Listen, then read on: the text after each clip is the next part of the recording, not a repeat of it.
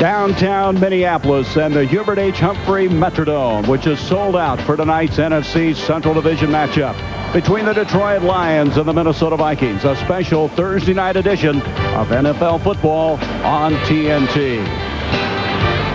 Hi, everybody. I'm Gary Bender. Tonight's game really features a matchup of two of the most surprising teams in the NFL. Last year, the Detroit Lions won a franchise record 12 games, made it to the playoffs for the second time in 21 years. This year, their Central Division rivals, the Minnesota Vikings, have really staked claim to being the surprise team of 92. They're on top of the NFC Central with a 4-1 record. Meanwhile, the Lions have gone to 1-4. They're last in the black and blue division. Working with me is Pat Hayden. And Pat, let's document what's happened to the Lions. It begins with Barry Sanders, who's arguably the best running back in the NFL. He's averaging only 63 yards a game. Well, the unstoppable one of the past 3 years has been stopped this year, and I think there are at least two very good reasons for that. First of all, this is a very different offensive line that Barry Sanders is running around this year. Two different offensive guards. Remember, he ran for 1,500 yards in that run and shoot a year ago. This offensive guards have struggled this year. The second reason is it doesn't seem the Lions are able to decide on a philosophical kind of offense they're going to run. The run and shoot last year was very successful. They're only running it part of the time this year. And they're running some power offense as well. If you look at the stats on Barry Sanders, it tells you the kind of year that he's having. You see the rushes, he's out down 8 a game. The yards per game, only 1 rushing touchdown. So, Gary, it seems to me that Barry Sanders may well be the same runner, but the team around him is not. Well, the offensive line not opening holes for Sanders. They're not protecting Rodney Peete as well. He's been running for his life. He's been sacked 19 times. And remember, all of last year, he only got sacked 25 times. But it's clear tonight he is the key for this Detroit Lion team because the Minnesota defense says, we are going to force Rodney Peete to beat us. We're going to surround Barry Sanders the best we can. And until Peete shows us that he can beat us with a pass, we're going to really stuff the run. And that's a mismatch, I think, in the pass rush of the defensive line, quite honestly, Gary. The Minnesota Vikings, they have a real advantage rushing Peete. I tell you, Dennis Green, a short length of time has had impact on this Viking team. He was given a mandate to shake up the ball club, and that's what he's done. Well, you know, he made some decisions very early on about this club, and gone are some of the superstars of the past. Herschel Walker, of course, Keith Millard, Joey Browner, and this team is a much more focused team. He is a benevolent dictator, but it's clear it's his way or the highway. And now the defense, I think, really reflects this Dennis Green transition and how much better they're playing than they were a year ago. You see the interceptions made, 9, the sacks, 17, 100 less yards a game. Gary, he has this team playing with a great deal of focus. Rich Gannon is playing well for the Vikings. The last 2 games, he's thrown 5 touchdown passes, completed 78% of his tosses. They feel he's a star on the rise. You know, Rich Gannon has actually had 2 come-from-behind wins this year for the Vikings, and I think if you're trying to establish yourself as an NFL quarterback and with a team as Rich Gannon is, that's very important. As a matter of fact, Roger Craig said last night that those 2 come-from-behind wins really made us believe in Rich Gannon. Gannon is a guy with some talent, and he's running this Washington Redskins style of offense, and they feel that he has the kind of ability to do so. Well, the Lions have won the toss, and they will be receiving as Mel Gray, the ever-dangerous Mel Gray, will take the kickoff from Vaughn Reves. These 2 teams meeting earlier in the year. The Vikings losing to the Lions 31-17, and Gray was a big factor in that game. He had a 58-yard punt return for a touchdown.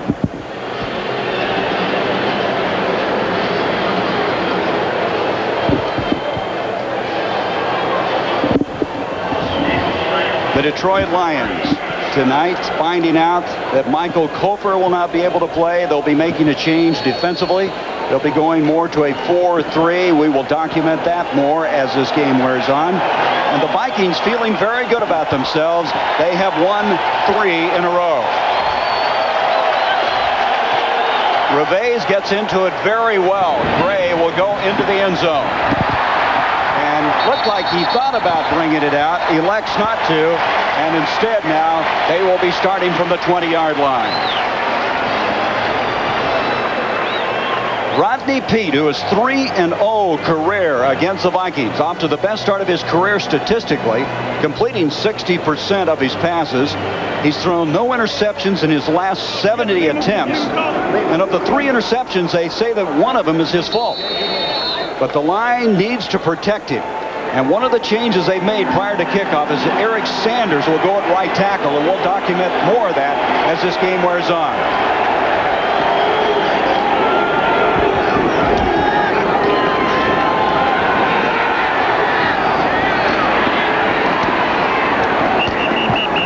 He'll bring it out to the 27-yard line.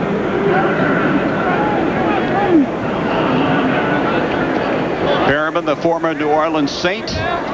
It'll bring up now a 2nd down and 2 yards to go. Now, Conover is not starting. Eric Sanders, who also does all the snapping, will go at right tackle. Sanders, Perriman, Green, Farr, and Herman Moore is back. Their #1 draft pick of a year ago. He's been on the IR with a thigh injury.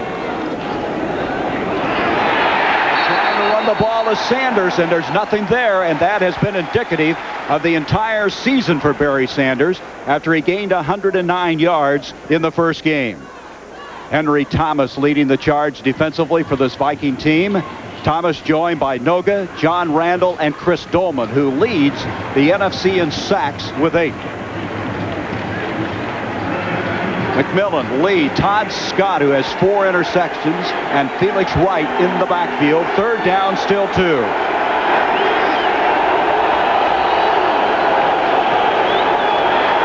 is going to be sacked, and that is the 20th sack of the year they've given up. Jack Del Rio coming up the middle. And Pat, that just documents what we were talking about. We said there are going to be some mismatches in the pass rush game between the Vikings and this offensive line. Here are the linebackers right here. The problems for the Lions have been at guards, and they don't pick up the quick inside rush that time by Jack Del Rio.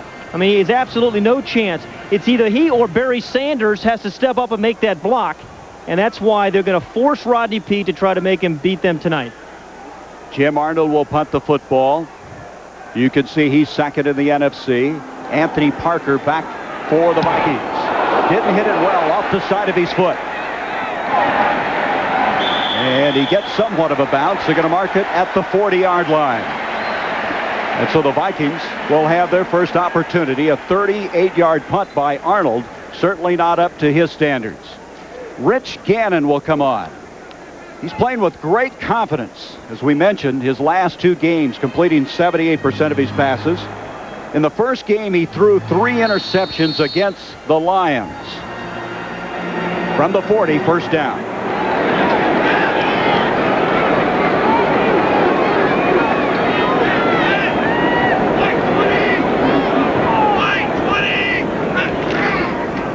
Gannon on 1st down. This is what he does so well, run, but he doesn't get the job done here.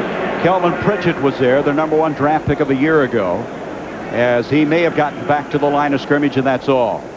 Good offensive line. The best athlete on the team is Randall McDaniel, the all-pro left guard. Irwin has been starting since 1982, and Dante Whitaker in place of Steve Jordan, who's out with injury. Allen, Carter, Jones, and Carter. That is an excellent receiving core to complement the running of Terry Allen.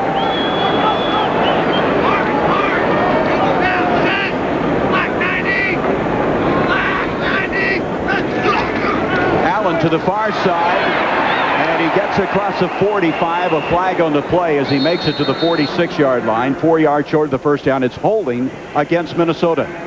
Gary Lane, the referee, the former standout from the University of Missouri, a quarterback there.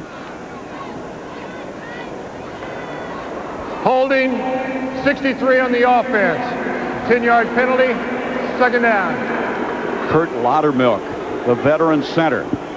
Defensively, now the changes, this is really going to surprise people back in the Detroit area, because they've had to move Spindler up and go to a 4-man front due to the fact that Mike Kofer, the outstanding linebacker, could not answer the call tonight. So Jamison, Spielman, and Gibson will be the linebackers. Crockett is back after missing the last game. 2nd down. Gannon complete to Chris Carter, and Carter knocked out of bounds at the 39. They're back to about the original line of scrimmage. And you're right, Gary. The fact that Michael Kofer cannot go tonight for this Detroit Lion defense has really thrown a wrench into matters for Wayne Fontes, the head coach. They were literally 15 or 20 minutes ago in the locker room on the blackboard describing or trying to draw up the kind of defense they were going to have to play tonight without Michael Kofer. their best pass rusher and an every down linebacker for them. They never dreamed he wouldn't answer call. He's having a neck and shoulder problem that kept him out of the game.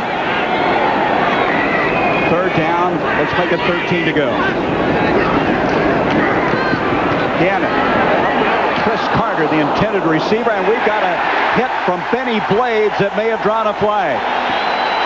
Blades coming over and hitting him late, and we're going to have a penalty against Detroit. Well, they're going to call that a roughness or an interference. I mean, Wayne Fonts would like to know.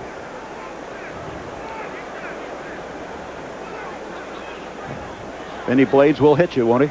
Yeah, he will, but I think they're going to call a roughness penalty on him. That's what it is. Personal foul against Blades, and so that will give them the first down. I'll tell you, Chris Carter really felt Blades coming. He's going up, he sees him, he brings the arm in, and it went to the head. Yeah, that's a good call. Yeah. It wasn't necessarily the timing of the hit, but the fact that Blades went to Chris Carter's head, and that's a good call. And so it sets it up first down at the Detroit 47-yard line. Gary, this Minnesota offense does two things particularly well. They screen the ball to Terry Allen, and they scramble with Rich Gannon. It's a screen and scramble offense. Three wideouts, Allen in the backfield. Play action by Gannon. Gannon going deep. Anthony Carter's there. Touchdown, Minnesota.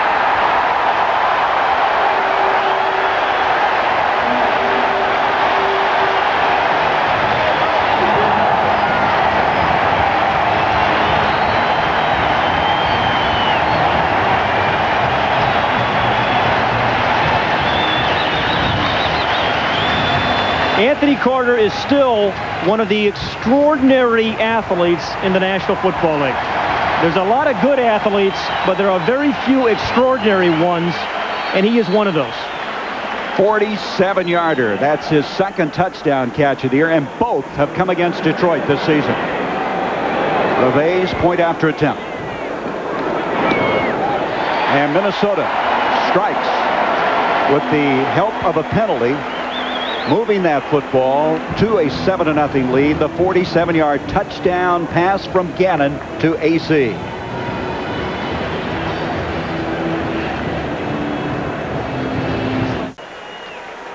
Let's go back to the touchdown and look what happened. The first thing that happened is Chris Carter right here really sets the touchdown up, because by coming in here, he keeps the strong safety from rotating over here on Anthony Carter as he runs by the defensive back.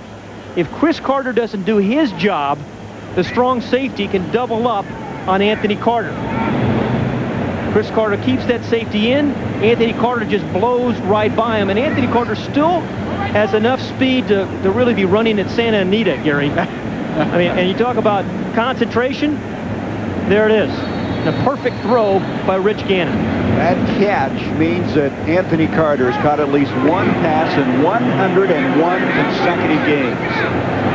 Still got the guile, doesn't he, of the veteran? Went right by Jenkins. Reves hits this one very well. Gray, he's going to bring it out deep in the end zone. Gray out to the 20 and gets to the 23. Trying to make something happen for a Lion team that's having a tough time scoring points. And so he took that very deep in the end zone and brought it out to the 23. Gray with that 58-yard return for a touchdown that's started the Lions to the 31-17 victory. And here's what happened. 3 mistakes by the Vikings and 3 touchdowns. Yeah, I mean, it was unbelievable, and really the only game that Detroit won. And, you know, the defense really did it that day for Detroit. The offense still struggled. They've not had a good offensive performance other than their opening game against Chicago. Mike Farr goes in motion. Rodney Peete comes up throwing to Perriman. Perriman across the 40. Knocked out of bounds at the 41. That'll be a first down. He's their fastest wideout, and that's a 20-yard gain on the play.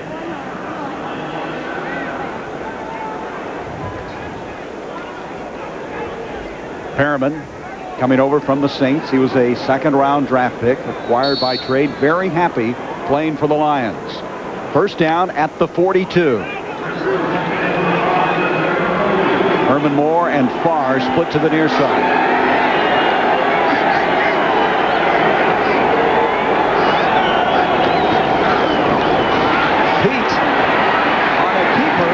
the 50, very close to the first down. For a moment, you thought he had a busted play as he sent Barry Sanders near side, reversed on the option, and is able to pick up very close to the first down at the 49. Let's look at this again. Yeah, well, it did look like an option play, but it was not by design, quite honestly. Now, in the past, the Lions have run some option plays. And, you know, it's not a bad strategy to run the option on long down yardage when you're playing against an defensive front that's coming upfield and everybody's keen on Barry Sanders.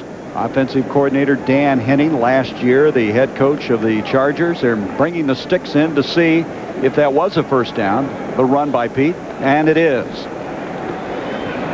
So at the 49s where they'll set it up at Minnesota. You know, Gary, the run and shoot when it was introduced into the National Football League a few years ago was really treated like a redheaded stepchild. I mean, everybody found things wrong with it, but it worked last year for these Detroit Lions. They've come out here tonight in this first series and really run their 4 wideout sets. Now, for the first time, we're seeing a tight end into the game.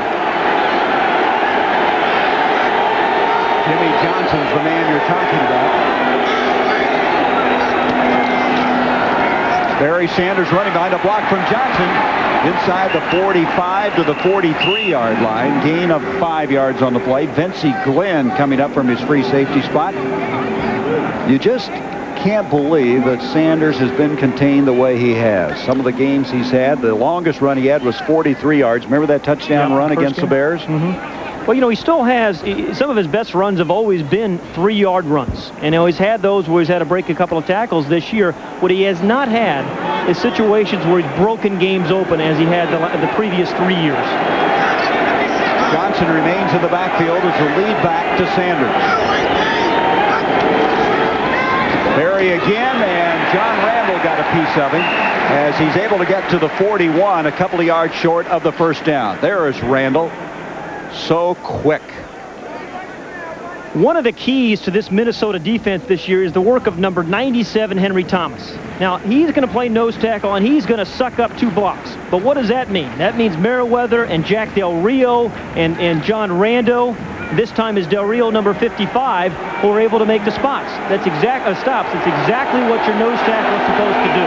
Third down. Let's make it 3. Sanders not going to get the first down. He's going to be a yard short at the 40-yard line. Mike Merriweather, Del Rio was over there. Del Rio's found a home here in Minnesota after coming over from the Dallas Cowboys by Plan B. But Gary, that's a particular good example of the difference of this year's Lions and last year's. Last year, though, in a 3rd and 3, they'd be in the 4 wideouts, spread out, and they had a lot more options. That was a power run play, and this offensive line, quite honestly, is not a dominant offensive line. Difficult to run power plays. Arnold, who did not punt it well last time, will do this one from the 45. Parker back.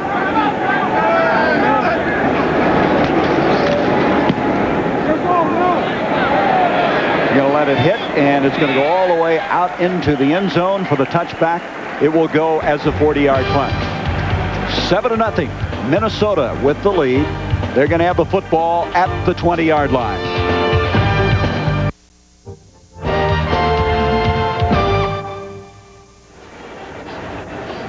Seven to nothing, the Vikings with the lead. Wayne Fonts told us how difficult it's been to fight through last year, coming to the national anthem. He still has such an emotional reaction each time the national anthem is sung. Of course, he lost his brother Len to a sudden heart attack in June.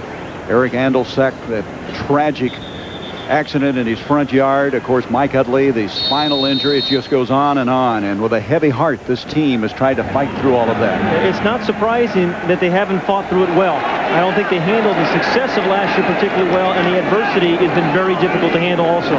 First down from the 20-yard line. 7-0 Minnesota. Here's Allen.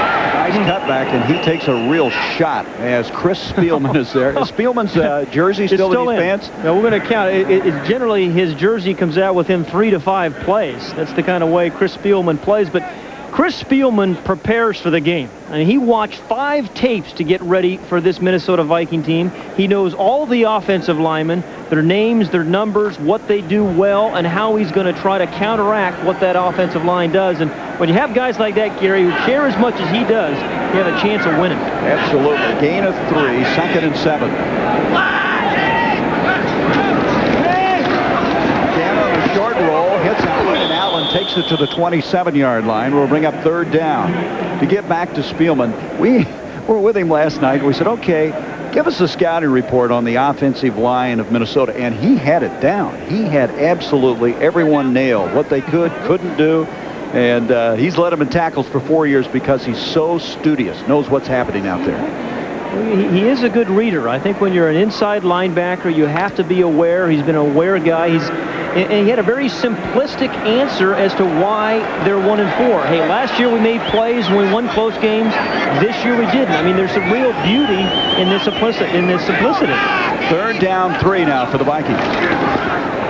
Gannon on target, and that'll be enough for the 1st down as Chris Carter coming back to the ball. Pretty good coverage that time by Ray Crockett. Still, though, able to complete it for the 1st down. We weren't sure that Crockett would start tonight. He was out the last game due to an injury. He had an interception in the first meeting between these two teams. Let's go back. This is Chris Carter actually here in motion. Now, in this game plan tonight, Minnesota is going to run a lot of shifts and a lot of motion. First game in Detroit, they couldn't because of crowd noise. But this is a team that wants to move, wants to create some mismatches through shifts and motion. This time giving off an end around to Anthony Carter. They always have that in their package. You can see why he's so good running with the football.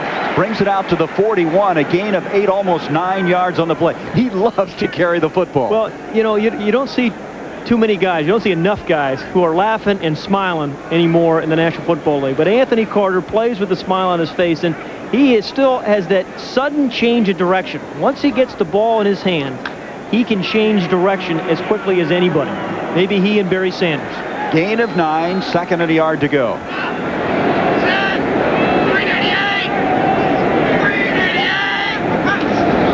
Carter in motion as they give ahead to Allen, and Allen will get the 1st down, bring it out to the 45-yard line. Terry Allen, quite honestly, was overshadowed by Herschel Walker, who led him in rushing a year ago. Very fine football player who's had to battle back from a knee injury he had in college. And he came into this game leading the NFC in yards from scrimmage. Well, everybody talks about, you know, the fact that Herschel Walker leaving here made 2 teams better. You know, the Philadelphia Eagles and obviously the Dallas Cowboys. I think his departure has made the Minnesota Viking team a lot better too. I mean, it has really cleared the air and let Terry Allen step forward. And now Roger Craig, who's not a bad backup to have, has replaced him in the backfield. And another end around. This is Chris Carter, the other Carter, and didn't work quite as well this time as he gets across the 45 to the 46. Benny Blades was up there to make the stop. Chris Carter, probably the best waiver pickup in the history of this franchise, cut by the Philadelphia Eagles. And you can see what he did in 91. In 92, he's come on the last 2 games, catching 23 passes. Well, you saw Chris Carter, both Chris Carter and Derek Tennell, the wingback, looking to their left. I mean, now, if I'm on defense, I'm expecting both those guys to be moving to the left, and it looks like that's what Benny Blades saw as well. Gain of a yard. Again, had a little trouble getting that pitch out to Roger Craig, and that characteristic high knee step in action as he comes to the near side. This guy has never missed a playoff, playing for the 49ers and the Raiders, and he'd like to get the Vikings into the playoffs this year. Well, not only that, he wants to get that 4th Super Bowl ring. He said, you know, I've got a will, and I've willed 3 of my Super Bowl rings to 3 of my eldest kids, but my youngest son, Alexander, doesn't have a ring yet, so he's looking for that 4th. It's not a bad motivation, is it? Yeah, why not? 3rd down, 4.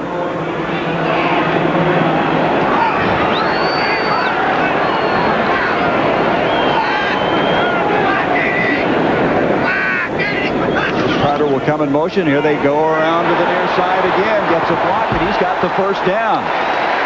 Boy, they are working that and working it 3 times. This one picking up the 1st down. You know, the thing that the Minnesota Vikings do as well, maybe the 49ers too, is they can pull their guards and tackles. I mean, these guys get out in that 8 and 9 holes, out in the perimeter of the defense, and clear the way for running backs and wide receivers. Because of all the speed and defense of the National Football League, you don't see many teams running wide. But because of the guards of the Vikings, they can run wide.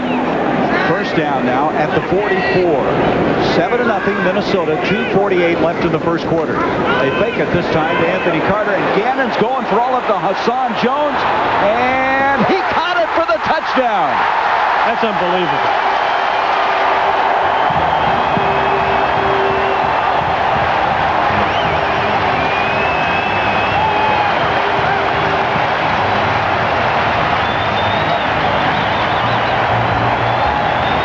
So Gannon with 2 touchdowns now. You know, and Dennis Green said we wanted to attack the Lions early. And that's exactly what they've done. Once up top to Anthony Carter, and they come right back to Hassan Jones. And I'll tell you, Chris Carter was wide open on that play too, Gary. And the guy that's been victimized has been Jenkins both times. Looked like he relaxed on that at the last moment. He was right there, and Jenkins is a good cover corner for the Lions. Gervais trying to make it a 14-0 game, and he does that.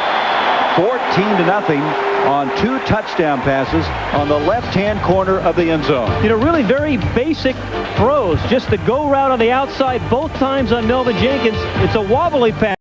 You catch it at either end, but Hassan Jones chose the right one. Should have been knocked away by Jenkins, but good concentration by Jones.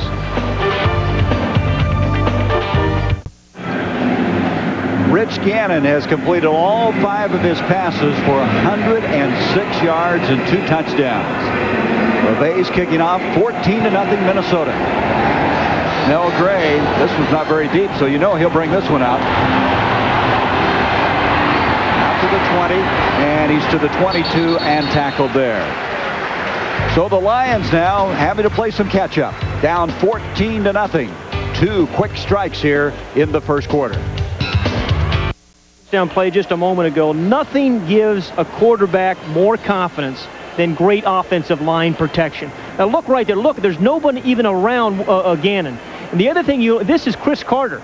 Now he's going to be wide open here too, but Gannon all the way is looking for Hassan Jones up top. Carter was wide open by 10 yards. That ball really should have been knocked away by Melvin Jenkins.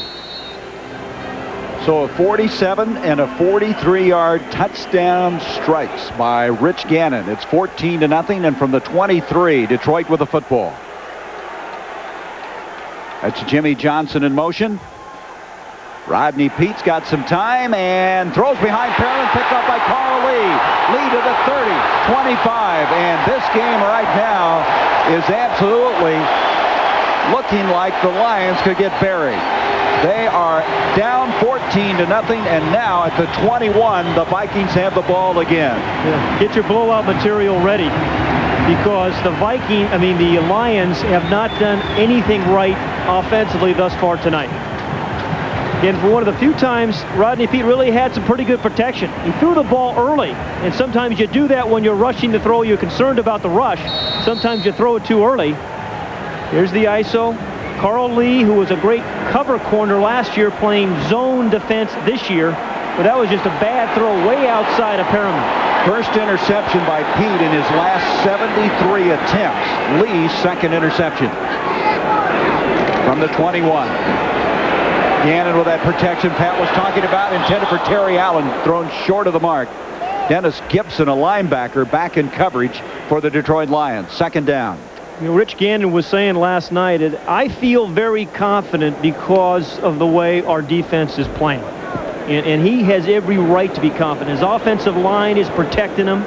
He's got some great wide receivers in Carter and Hassan Jones and the other Chris Carter, and a very versatile running back in Terry Allen. Second down from the 21. Allen is in the backfield. 3 wideouts. Hassan Jones comes in motion, setting up a screen, complete to Allen. Allen to the 15, to the 10, 5, and did he get in? No, he stepped out at the 1. First and goal, Minnesota. Gary, we said the Viking team is a great screen team and a great scramble team. And when you throw the ball downfield, as they have, You can come right back with the screens. But you can only run screens if your offensive linemen can get out there and pull, as they did there. And then once they get out there, is that they get a helmet on somebody. Lots of offensive linemen and guards can run out in front of screens, but if he gets some blocks like he did there from Tennell and from Randall McDaniel, you have a chance. You mentioned McDaniel. He's in the backfield as the lead back, and taking it in will be Terry Allen for the touchdown. And when you're 1-4 and struggling, you don't need to be down 20-0 in the first quarter of play. Woody Woodenhopper, the defensive coordinator. His team has already given up 20 points.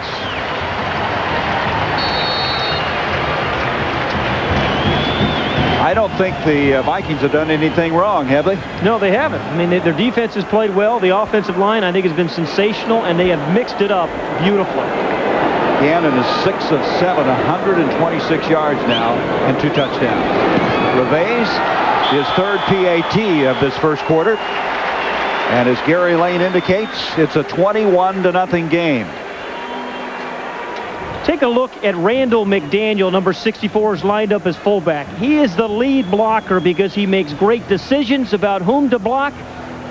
And then once he makes that decision, he blocks them. I mean, that is a collision.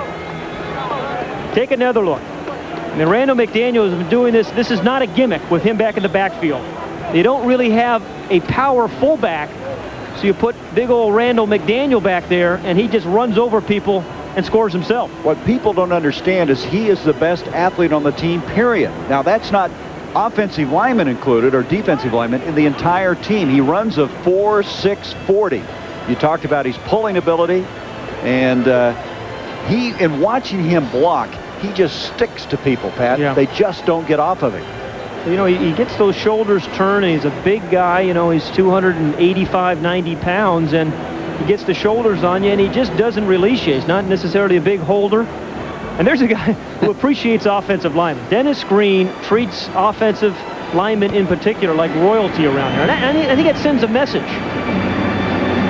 He says, I'm the new sheriff of town, and I'm in control, and that's quite obvious as we came in here to visit with the Vikings. And who's Barney Fife?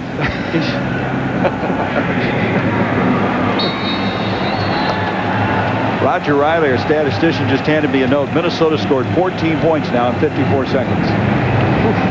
Is that why Roger has his shoes and socks off? Count all those points. LeVay's going to be worn out here. And Gray as well. Is he going to try to return another one maybe? Yep, here he comes. Again, when you're struggling, you got to get your big gun going. And here he goes. Out to the 30. There's a flag on the play as he brings it out to the midfield stripe. A flag back inside the 15. It's going to be against Detroit. Some guys are just great natural kickoff returners, and Mel Gray is the best. I mean, he is so much fun to watch. That's not fun to watch. Ooh. Yeah. You know, I think the long kickoff return is the most exciting one in all of football. And Mel Gray is just like 6 points waiting to happen. Harry Colon is the man shaken up for the Detroit Lions, a backup safety. Let's watch it again. And you're right, Gary. This is ordinarily it's 6-7 yards deep. You don't bring these things out, but you're looking for a spark. Illegal block in the back. And he can give you one. Team, half the distance to the goal line. He is such a focused guy. His eyes are always on the field. He has a feel for where his blockers are and where the seams are, and then he hits them. First guy in history to lead both in punt and kickoff returns in a season, and that happened last year. They want to get him involved from the line of scrimmage, too. They'd like to get him in, but they're afraid they'll get him hurt. He'd be an excellent pass receiver. Just isolate him outside. Just go deep, Mel. Here is Colton. We mentioned he was shaken up on the play. The penalty, you heard it announced, moves the ball back to the 7-yard line. Instead of having it at the 50, they're at the 7. Okay, here's a situation in a game where you need your offensive lineman to help your quarterback grind out a couple of first downs. I mean, this is where you need, give the ball to Barry Sanders a couple of times. You hope you pick up a block or two, create a seam, and give them a chance. You're down 21-0 and you're backed up. Jack Del Rio barking out the defensive calls from that middle linebacking spot.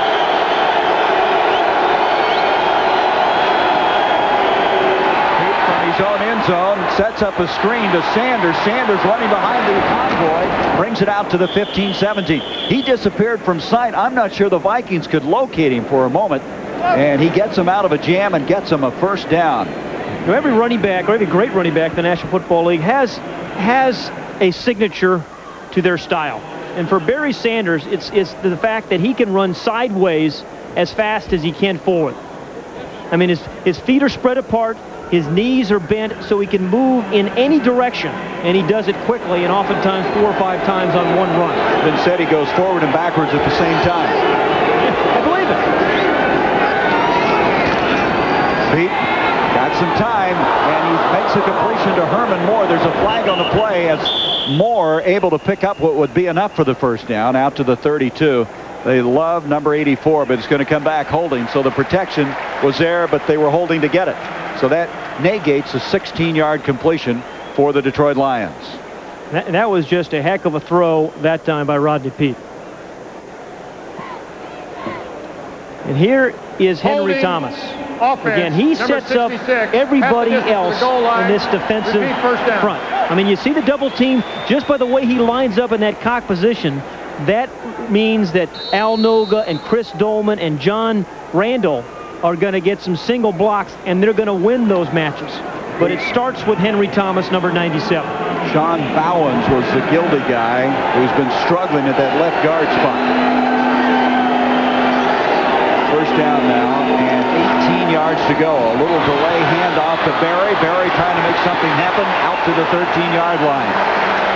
If you watch tapes of Sanders, there are times when it seems like 7, 8 guys are going after him, swarming him, and that's the best way to stop him. And that will bring us to the end of this first quarter of play. And it has been a remarkable first 15 minutes for the Vikings. 21-0 they lead. We'll be back in a moment.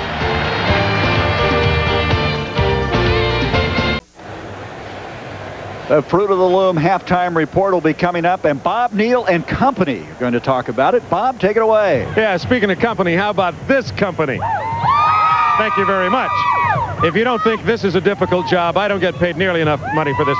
Coming up at halftime, we're going to have Steve Young, then after the game, Deion Sanders, and it's clear to me that these girls have better moves than either Steve Young or Deion Sanders. Fellas, I'll be down here if you need me. I don't understand why Stabler and Kiley don't get to stand over there with him, do you? Well, Snake's he's a little jealous, I'm sure. Well, this has been all Minnesota. First 5 games of the first quarter, they scored 21, and they matched that here tonight. Second down, 14 for the Lions. Sanders across the 15. Nice little move to the 22-23, getting some of that yardage back. It'll be third down and still 5 yards to go. Al Noga over there to make the stop, the lightning-quick defensive end. Well, it's 21-0 right now, and the Vikings in the second quarter has just started. And this game may already be away from the Detroit Lions, quite honestly. But this is a very important third down.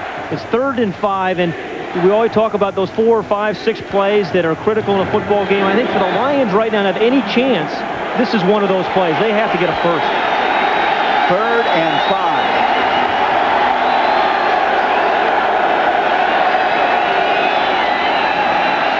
Peete setting up the screen to Farr, and Mike Farr gets short of the first down by some 2 yards. A big tackle at the 25 by Anthony Parker. Looked like Farr might get that first down, and Parker has been battling back from a severe knee injury he sustained his senior year at Arizona State. Made the stop. Yeah, what I've been impressed with thus far in this game is how well Minnesota has tackled. I mean, again, you're trying to tackle some pretty slippery guys, particularly in Barry Sanders, but there have been some great, open field tackles, and that was just one of them by Anthony Parker. Arnold with his 3rd punt, standing at the 11-yard line. This is Parker, the man we just talked about.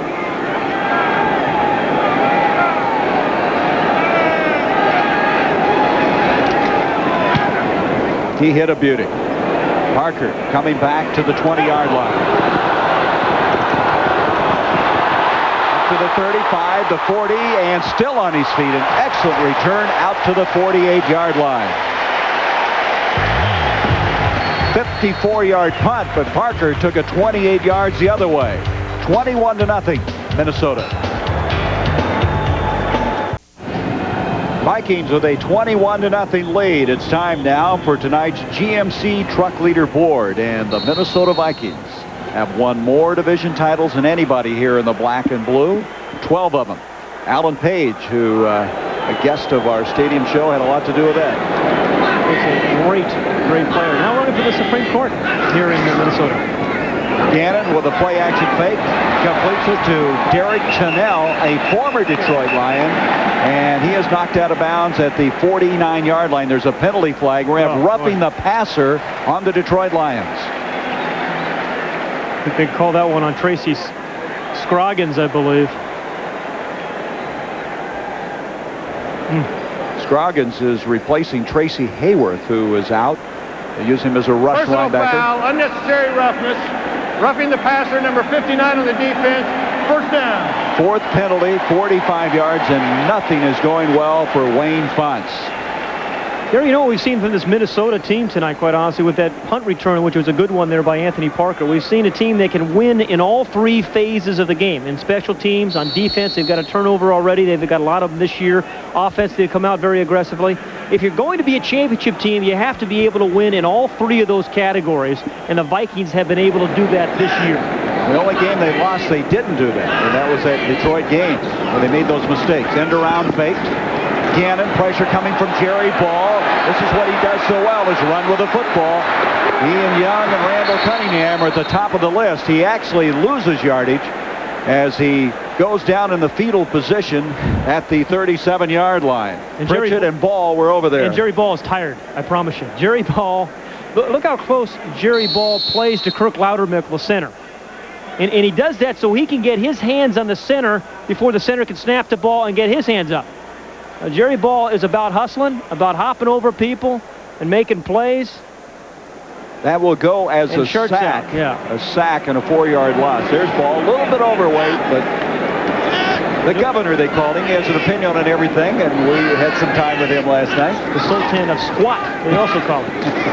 Second down, a screen and drop by Allen. Oh, he had something there. Second and 14, he had Habib and Loudermilk ahead of him, and clear sailing, it looked like, to the goal line. The wide receivers took the defensive backs clear down to the end zone, and this may have scored to Terry Allen. The best screen team in football, all the Vikings. You see Habib, number 74, is right there, and there is nobody, no white jerseys out in front of Terry Allen. He would be across the Canadian border right now. Third down and 14 yards to go. That sack, by the way, was given to Tracy Scroggins of Detroit a moment ago. But the reason they're a good screen team, I think, Gary, is because they've done everything tonight. I mean, they've thrown the ball deep downfield. They've thrown intermediate routes. They've forced them to play zone, and screens are good against zones. Gannon on a 3rd and 14, and completes it to Anthony Carter, and that will be a first down. To the 21, a 16-yard pickup. And we have a man shaken up, and that is Gannon. Gannon is down back at the 49-yard line. And that is Brad Johnson. That would not be the backup. The backup would be Sean Salisbury. And there he is. So Salisbury, who played a lot in the preseason, might be called on here. It's a first down when we come back.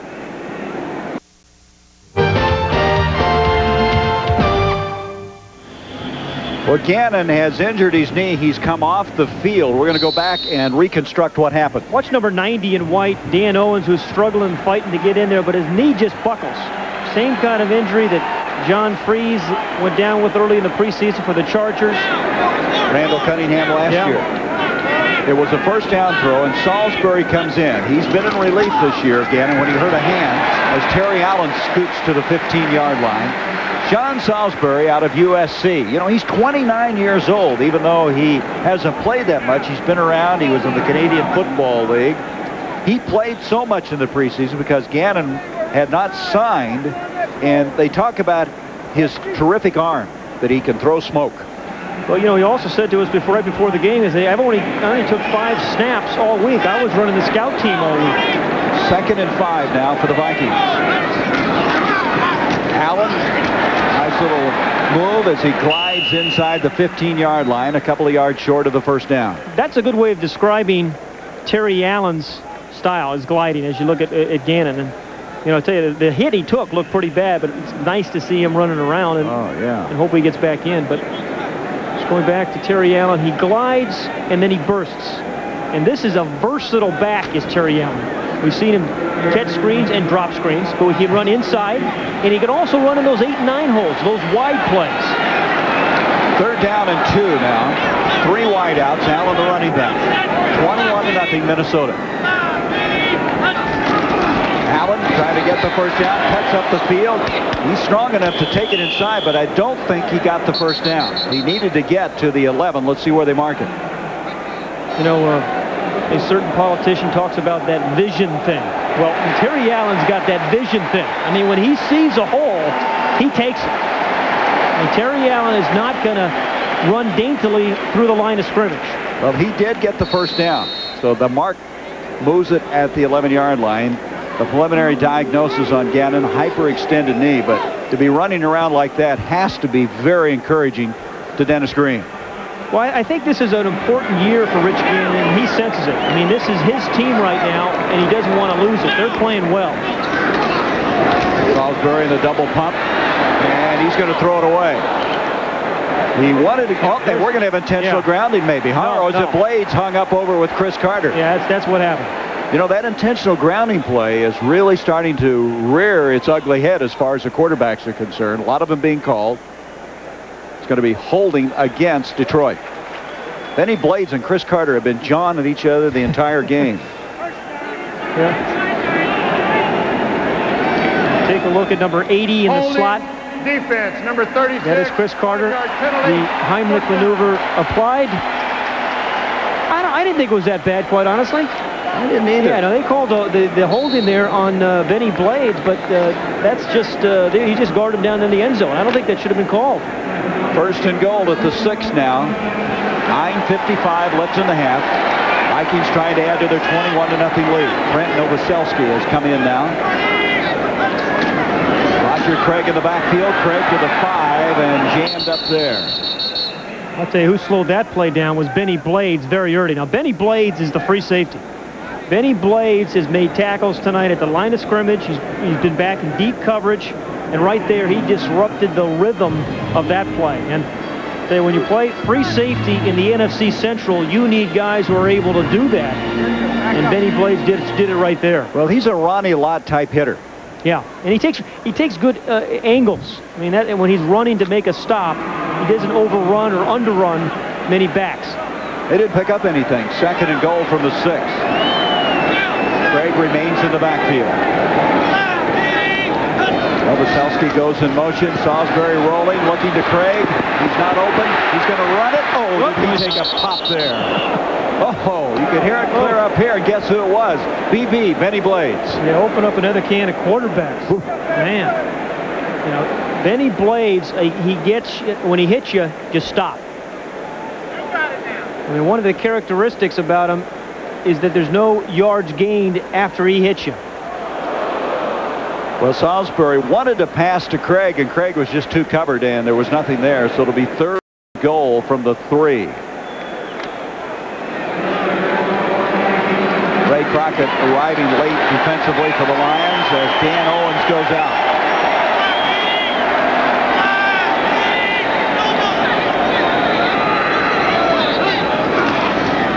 Salisbury, Craig dropped it. The sure-handed Roger Craig couldn't hang on, so they'll have to settle for the field goal. I'm not sure that was a drop, because that was a tough catch. He was on his inside hip. If he throws it out in front of him, I think he walks in. Again, superb protection by this offensive line. See how it was catchable, but if he gets it out in front of him, I think he catches it, turns, and scores. Gervais will come in and attempt the field goal. He is 5 of 7 for the year. This will be a 20-yard attempt. So that's kind of a moral victory for the Lions, keep them out of the end zone. They're looking for anything right now as Gervais adds 3 more. 24-0, Minnesota. 8-12 still left in this first half. Vikings on top of the NFC Central, and they want to stay there. The Minnesota Vikings with a 24-0 lead, scoring 20 points in the first quarter for only the second time in club history. And Reves will be kicking off to Mel Gray.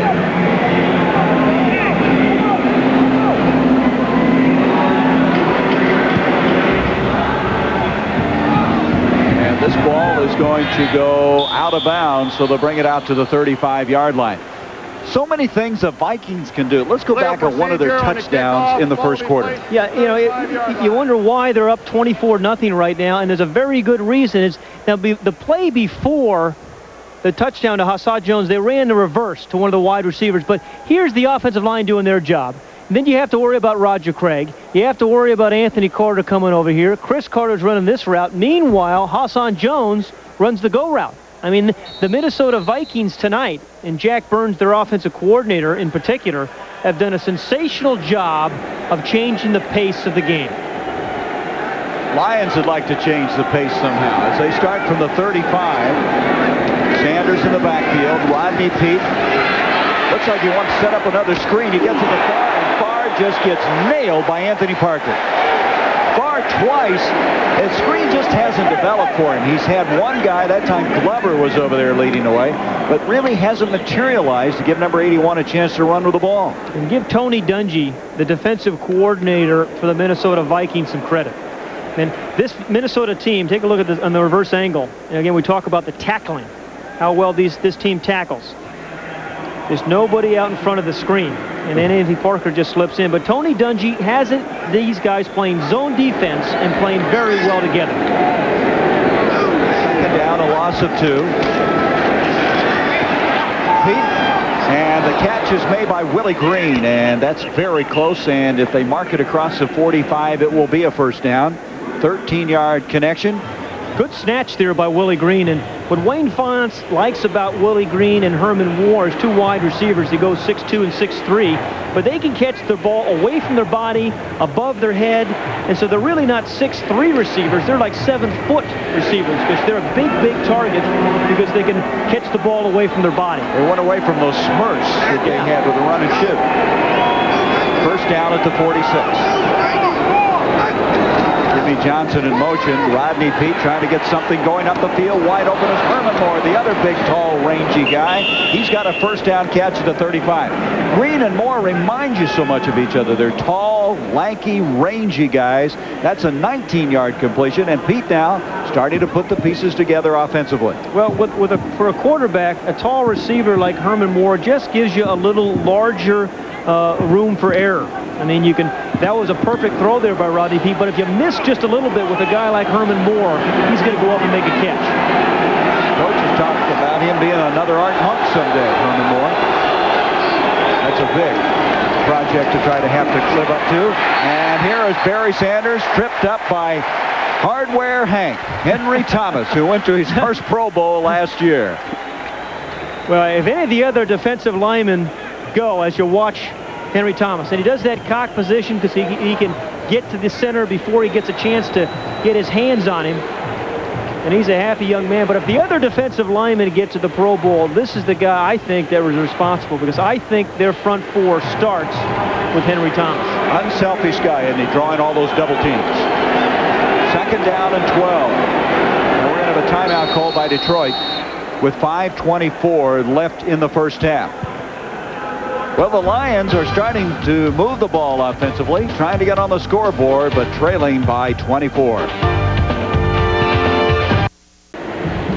Vikings lead at 24-0. Here's tonight's U.S. Marine Corps scoreboard as we look ahead to week number 7 in the NFL. The matchups that'll be underway on Sunday.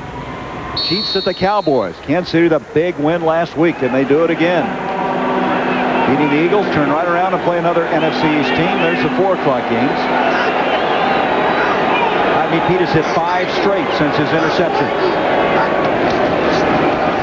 Barry Sanders got a convoy from Lomas Brown, and he gets to the 31. The Pro Bowl tackle, Brown, 75, trying to get number 20 around the corner, and he gets to the 31, maybe the 31.5-yard line. In the old days, they used to have a run and shoot against a lot of defensive backs that played in here. You know, they had 6 and 7 defensive backs against the run and shoot. Now what you're seeing is a lot of bigger bodies that are keying right in here on Barry Sanders. And he is just not getting the kind of open rooms that he'd had before. That time there were 7 Minnesota Vikings at the line of scrimmage. 3rd and 7 now for Detroit, and movement. Lomas Brown moved, and Chris Dolman was there instantaneously. Offense, number 75 before the snap. 5-yard penalty, 3rd down. That's already 6 penalties against the Lions for 55 yards. I think there's a few receivers there on the left side. It's that bunch set. Or cluster. They call it cluster sometimes. You're right. Dolman, he was ready, wasn't he, when Brown twitched? See, both these teams, quite honestly, right now are running the Washington Redskin offense. The problem for Wayne Fontes, quite honestly, is he doesn't have that dominating offensive line to do it, whereas Dennis Green does with Minnesota. You're not playing well. Seems like the penalties are right on your heels, aren't they? 3rd down and 12. Pete being flushed out. Al Noga is after him, and Noga runs him out of bounds at the 42-yard line. So after having a 3rd and 7, they end up clear outside the 40 to the 42-yard line. Lightning quick Al Noga, 5-yard loss. Yeah, Al Noga is going to come in there for the right side, number 99. He just makes number 64, Eric Sanders, miss. And we talked about some mismatches. Al Noga against the tackles of the Lions. Al Noga is going to win most of those pass rushing battles. Wow, they went 3rd and 7, then 12, and now 4th and 17 as Arnold will punt.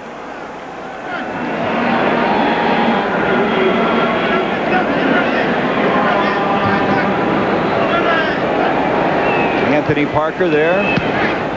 Arnold to the near side with it. Parker will make the fair catch at the 12, the 13-yard line. The Vikings will have it there. A 30-yard punt that time by Jim Arnold. Well, tonight after our stadium show, Lee Marvin, Jim Brown, and Ernest Borgnine star in the Dirty Dozen. Good music.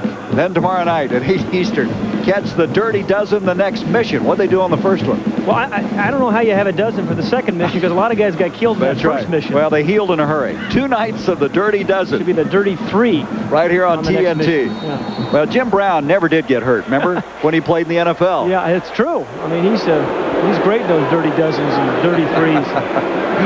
First down now at the 14.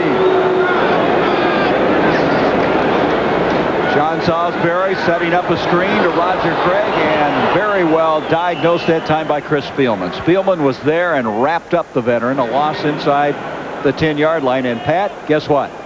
Spielman's jersey is out of his pants. Oh, it's been out for a long time. It's been out. It's the 5th play generally that the jersey goes out for Chris Spielman. And you know, his helmet rides a little high in his head. He's got one of those gashes on the top of his head that all linebackers that make a lot of tackles do, and it breaks open. He bleeds every week at practice and games. His jersey comes out. But this guy loves the game. I mean, there are very few guys in the National Football League who love the game, I think, as much as he does. The ultimate effort does. Here's a handoff to Craig, and he comes up the middle, very close to the first down. He is so much fun to watch, pumping those knees high, and they're going to mark the ball just short of the 25, and that will be a first down. 15-yard run by Roger Craig. Roger Craig still has it. I mean, everybody remembers the 3 championship years that he had with San Francisco. It wasn't quite as good for him with the Raiders, but that was just a huge hole opened up by Brian Habib and Kirk Louderman, the center and the right guard. And that's just too big a hole for the National Football League. First down at the 25. Salisbury sets up a screen to Craig. Craig trying to get back to the line of scrimmage, and Mark Spindler, who was activated for this game after being hurt against the Minnesota Vikings in the first game, was over there to make the stop as we approach the 2-minute warning. Now, Mark Spindler really brings this Lion team some toughness, and you need that in the NFC Central. Minnesota 24-0. The Vikings trying to win their 5th game of the year. With Pat Hayden, I'm Gary Bender. As we've had the 2-minute warning just completed here, the Vikings with a 24-0 lead. They have not been stopped in their 4 drives thus far, as Jack Burns, the new offensive coordinator, has them moving tonight. Well, he comes from the Washington Redskins, and it was a good call because when you think about the Vikings personnel, they have wide receivers, very good wide receivers like the Redskins. They have a quarterback more like Mark Rippon than Joe Montana, and they have a great offensive line like the Redskins do. 2nd down and 7 as Salisbury, playing for the injured Rich Gannon, throws it up the field and out of the field to play incomplete. That'll stop the clock with 1:55. Interesting point about Jack Burns. When Dennis Green got the job, he didn't want to bring in the 49er offense. He was looking more to the east in the Washington Redskins. Well, he has both backgrounds. Well, the point was, as Dennis Green said, was, hey, we got 3 coaches with Bill Walsh and 49er kind of influence. He said if we all ran the same offense, he thought it would be easier to prepare for us. So he said, I'm going to try to do something a little bit different. He brought in Jack Burns. They're running the Redskin offense, and clearly it is working. And he thinks it makes it more difficult to prepare for in the Central. 3 new coaches in the NFC Central. 3rd down, 7.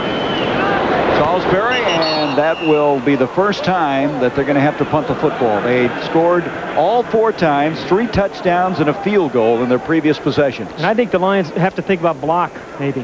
I mean, I know you have Mel Gray, who returned to punt in the first game for a touchdown. But special teams have to make something happen. They had a blocked field goal in the first game by Mark Spindler, as Gray will go back. Newsom not punting quite as well this year, down after leading the NFC a year ago to 5th. Here they come after it, and they got it. They got a piece of it. Harry Colon got a piece of the ball, and it's bouncing around and out of bounds, and you called that one, Mr. Hayden. Yeah, they're going to get it at the 45-yard line. Frank Gans, the special coordinator or the defensive special teams guy, was there. Woo. Yeah, Frank Gans called it, and you know, unfortunately, it wasn't a clean block. I mean, when you get the double thud that Frank Gans wanted, it goes backwards. He only got about half the ball, so he still picked up, you know, what, 20 or 30 yards with it, 16 yards. But nonetheless, the kind of special teams play that the Lions team needed right now. Now they have to be thinking touchdown. To go in 24-7 at halftime would be a huge emotional lift for the Lions. From the 45, they have 2 timeouts remaining. Jimmy Johnson in motion. Pete, and that one was short hop, incomplete. Green trying to come back to make the catch.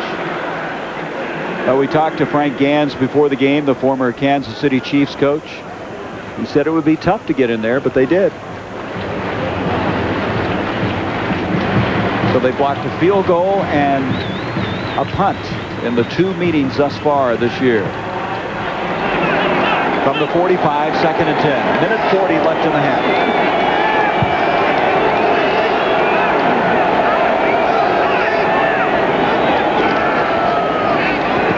Pete, and that ball hanging on beautifully on the play. No, it's incomplete.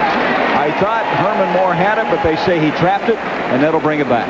Let's go back to that blocked punt by Harry Colon.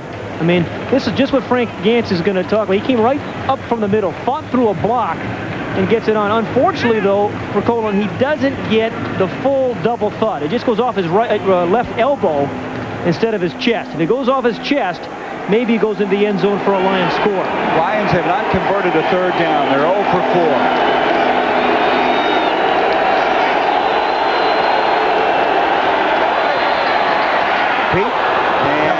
Interference. Andre McMillan hanging on for his dear life, trying to keep that ball from being completed to Willie Green. I mean, if you're going to hold, that's the way to do it. You know, and actually, it's not a bad hold. They are thought by Andre McMillan. They got a blitz on. He's man for man. He realizes if he's beaten and he catches the ball running away, maybe it's a touchdown. 26. So, when you think about it, maybe it's a good heads-up play by McMillan. 1st down. This will end up being a 17-yard penalty and move it to the 28-yard line. 1:31 now left in the half. 24-0 Minnesota.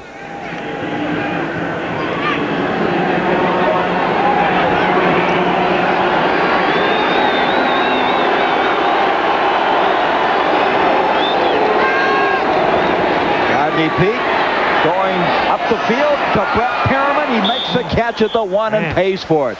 He gets nailed, but it's a 26-yard completion. Carl Lee and Vincey Glenn, both of them with shots at him, and he somehow was able to hang on. Whew. He took a tremendous shot. Whew. Take a look at Rodney Peete, though. Rodney Peete looks the defense off here. And looks to his left, he pumps, and then he comes back. That gets the free safety just a little bit out of position and allows the slot man there, Perriman, number 80, to come inside number 27, Parker, slow down into that soft part of the zone, and the ball comes in and he gets hit right at the knees. But good look off by Peete and great concentration by Perriman. Perriman still down. They'll have a 1st and goal at the 1 as they use another timeout. They have 1 remaining. Yeah, there is more and more violent collisions going on in the NFL, and you wonder why there's poor tackling. We're seeing a lot of poor tackling this year. I really believe that the game has become so much more violent on Sundays and as it is tonight, Thursdays, that you don't get a chance to practice some of the basics, the tackling and such during the week because you're so beaten up from the games. Perriman was their leading receiver last year, catching 52 balls. And this gives us an opportunity to tell you at halftime on the Fruit of the Loom halftime, we'll have Bob Neal, Kevin Kiley, Ken Stabler. They'll be speaking live with Steve Young of the San Francisco 49ers, leading the 49ers with an MVP-type season thus far. Yeah, what a year Steve Young is having. I mean, both running and throwing.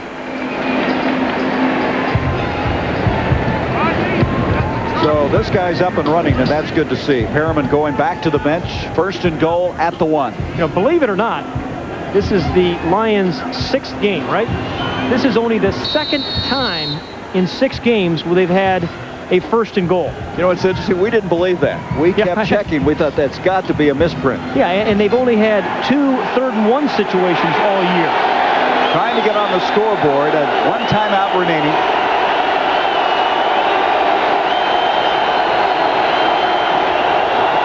Motion. Peete stumbles, tries to deliver. The catch made by Jimmy Johnson. No, he thought he had it, rolling it up at the 1, but it's incomplete. Stops the clock with 1:09. That's terrific defense by the Minnesota Vikings. We've always said, and 1st and goal is the best play action down in football. But the Minnesota Viking defense was not fooled at all. I mean, usually you see a tight end or somebody running wide open on that play action pass on 1st down at the goal line. No one was open there. There's Tony Dungy, the defensive coordinator. 2nd and goal from the 1.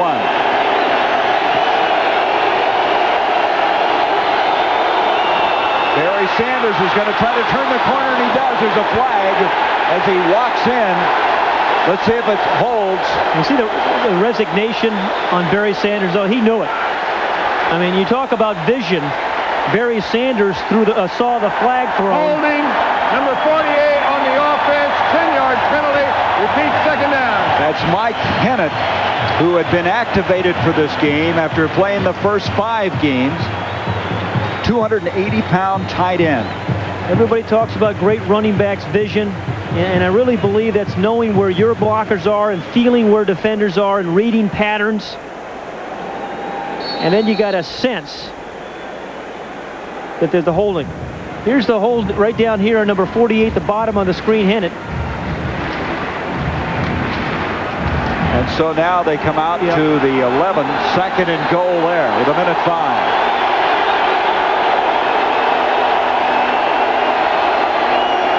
There's the late handoff to Barry. He's to the 5, and Sanders will get it in anyway. Nice comeback. An 11-yard touchdown run, and no holding on this play. And that's a great response by the Detroit Lions. I mean, they could have quit. They could have given up. They were down 24-0, get blown out in the Metrodome. But they take the ball with a little over a minute left, and they score. And that is only the 2nd touchdown of the year for Barry Sanders, his 1st since the initial game of the year. Jason Hanson, the rookie from Washington State, with the attempt for the point after.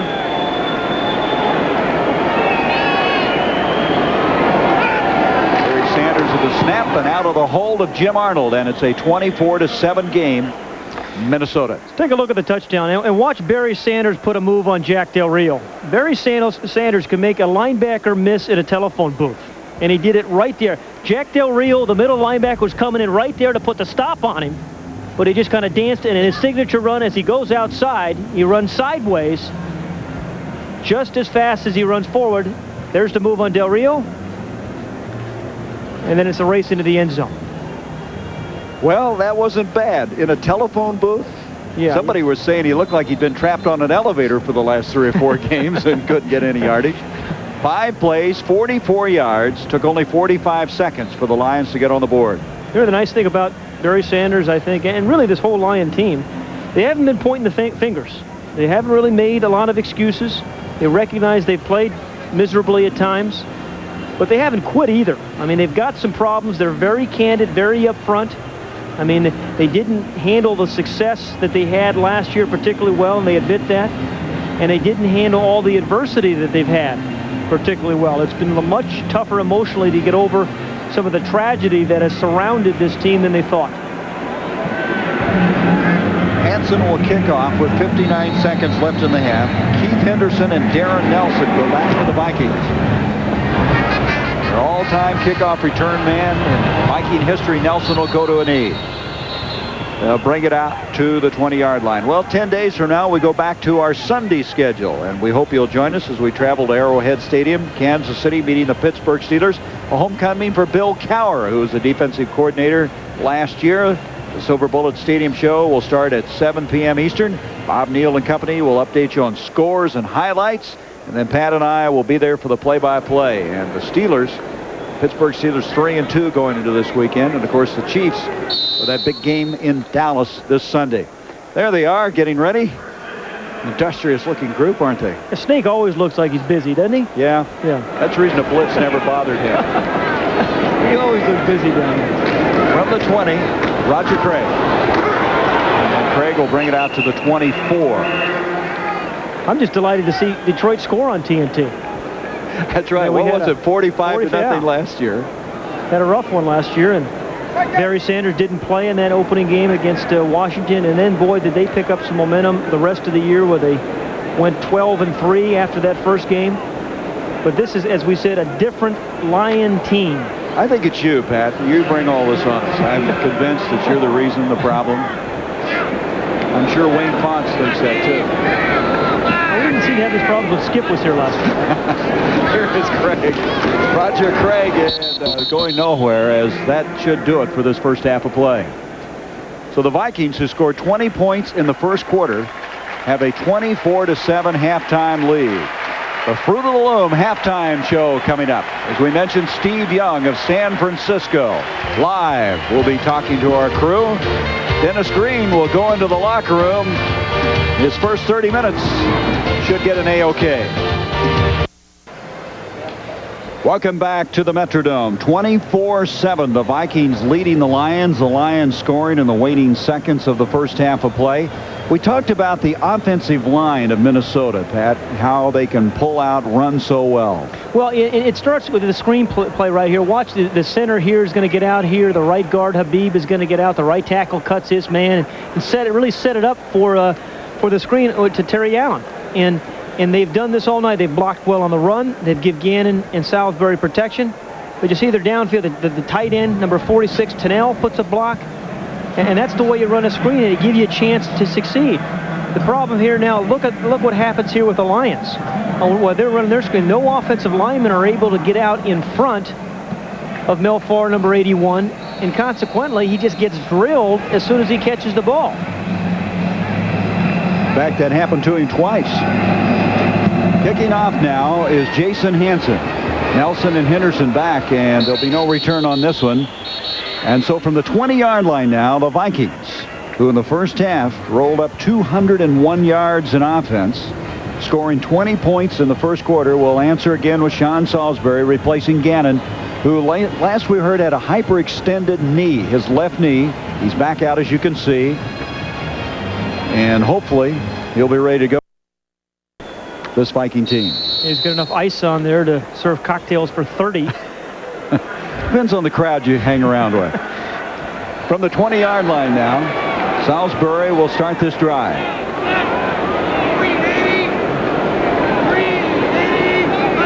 Son Jones comes in motion, handoff to Terry Allen, and Allen will wedge it out to the 24. It'll be a gain of 3, maybe 4, second down coming up. Gary, big series here for this Detroit Lion defense. Remember, Detroit really had the momentum going in at halftime. They scored to make it 24-7 after getting blown out in the first quarter. Second quarter, it was a closer game. Now in the third quarter, your defense on the first series, Woody Widenhofer has to set the tone. Somebody there, Jerry Ball or Benny Blaines or Chris Spielman, somebody has to make a play right now. Second down, 6 yards to go. Salisbury, Allen that time. You weren't expecting it, wasn't it? Yeah, he looked like he had not located the ball. It was on him, and that'll go incomplete and bring up a third down. But, you know, this Viking team right now is not playing with the kind of intensity they did in that first quarter and a half. You know what's interesting about that? We were talking about that. You know, Dennis Green's team was down 20-0 to the Bears. He might have an example he could use. You know, don't want to get too fat and think this game's over yet. Well, he may well have said that at halftime, but this is not, I mean, that pass right there, I mean, Terry Allen didn't even expect it to come to him. Third down, 6 yards to go. Chris Carter will go in motion. Salisbury looking, it's deflected in the air by Dan Owen. And Owen, who has led the defensive line in tackles. Well, that's the play they needed, though. Yep, that's exactly right. Yeah, they needed a big play, and they got it from Dan Owens. Yeah, Dan Owens was the guy that hit Gannon. Gannon was out of the game, and so now Salisbury comes in. He's going to give him some of it, too. He gets that hand up there. Good stunt. He comes absolutely cleanly to the quarterback. Gets the right hand up, and, you know, Dan Owens is one of those guys that you really appreciate the day after a game when you watch the tapes. He does a lot of little things well. Newsom to punt inside the 10. And Mel Gray, the ever-dangerous Mel Gray, back at the 35. Beautiful punt. Boy, Gray still going back. Takes it to the 19-yard line. Got a block to the 30 to the 31 and knocked down there. It's an anxious moment for all opponents when he gets in the open field. 57-yard punt, 12-yard return that time. And so the Lions, after the defense is able to hold, will get their first offensive opportunity. Rodney Peete, who in the first half was 8 of 12 for 98 yards. If you give him some time, if you give Rodney Peete some time, he is an accurate thrower. He's got a quick arm, and he's very accurate. He was sacked twice in the first half. Just across the 30, first down.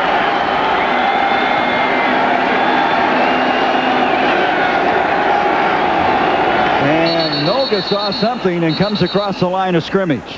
Mike Farr had come in motion to the near side, and then Noga, he just teed off. Let's see if he was drawn off, or we'll wait and see.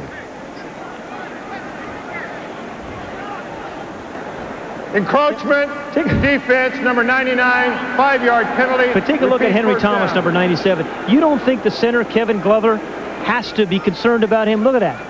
When his helmet can't go over the nose of the ball. That perspective's a little bit different. But he's right on the right hand. As soon as that ball goes up, he goes in and sucks up 2 blocks. Boy, he's got to get that hand up quickly, doesn't he, after he snaps it? Yeah, it makes it very difficult on the center. Find out what Henry Thomas had for a pregame meal. He's so close. First down and 5, and Peete was trying to hook up with Herman Moore, but so well covered, he just threw it over their head.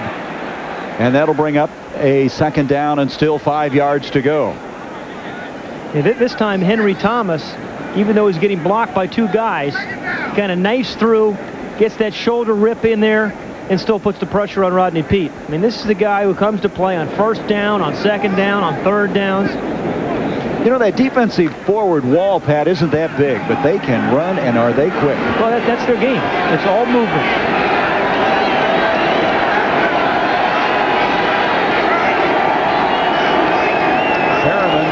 Shaken up in the first half, in motion. Give to Barry Sanders. Sanders is hemmed in.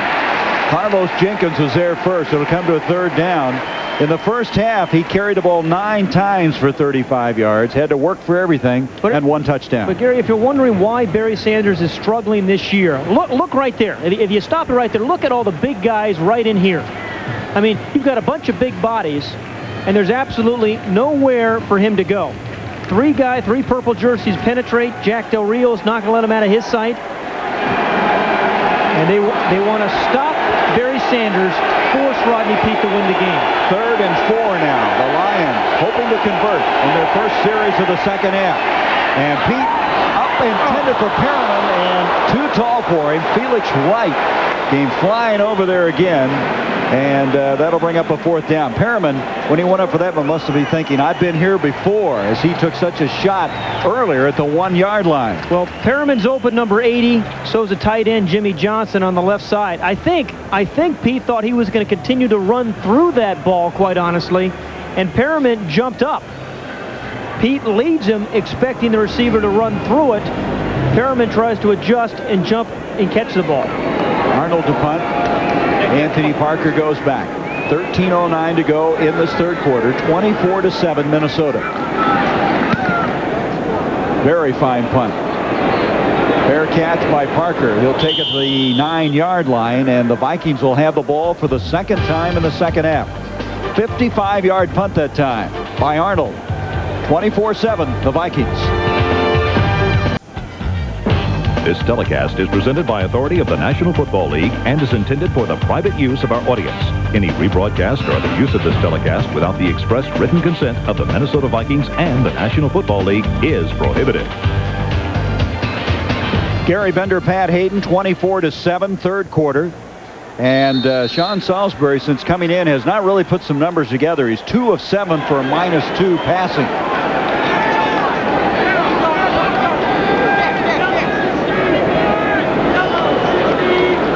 From the 8-yard line, they'll start the series, and Terry Allen comes across the 10 to the 12-yard line, a gain of 3. You know, you mentioned, seems to be an emotional drop-off right now for Minnesota.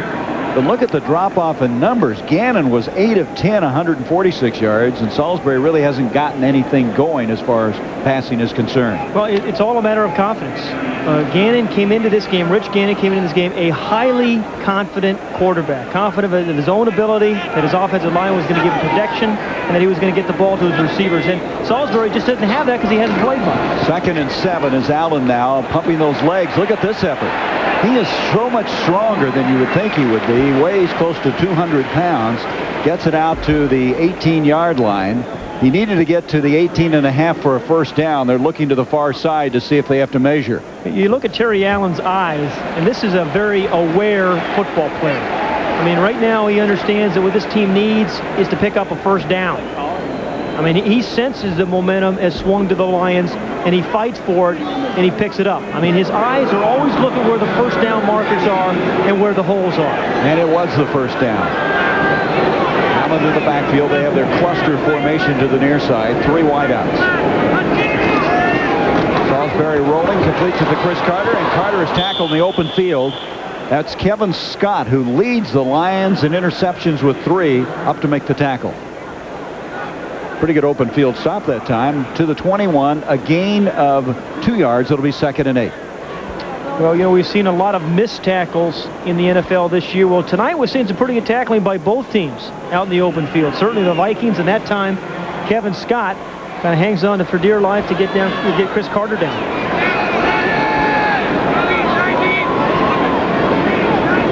Four wideouts on the play. They give the ball to Allen instead, and he just kind of noses that ball forward, skipping forward to the 25-yard line. He'll be 4 yards short of the 1st down. 3rd down coming up. Well, for Sean Salisbury, this is one of those important 3rd down pass plays. Now, you have a quarterback that's battling some confidence. He's a bit rusty. As we said, he only took 5 snaps all week in practice. And what you need is for one of your guys, Chris Carter, Anthony Carter, maybe Hassan Jones, to find a way to get a little crease in there and make a 1st down. 3rd and 4 for Salisbury. Anthony Carter, and he makes the catch across the 45-yard line. He is just so excellent in the open field. A 22-yard gain. So smooth. Yeah, is he having some fun, though? I mean, that's what football still should be about. Good release here by Sean Salisbury, because there's some guys that get their arms up and still is able to throw it right through Dan Owens, I think it was. And then you think about when you're watching Anthony Carter, rarely does he have both feet on the ground. I mean, he glides, he jumps, he's airborne, and he makes plays.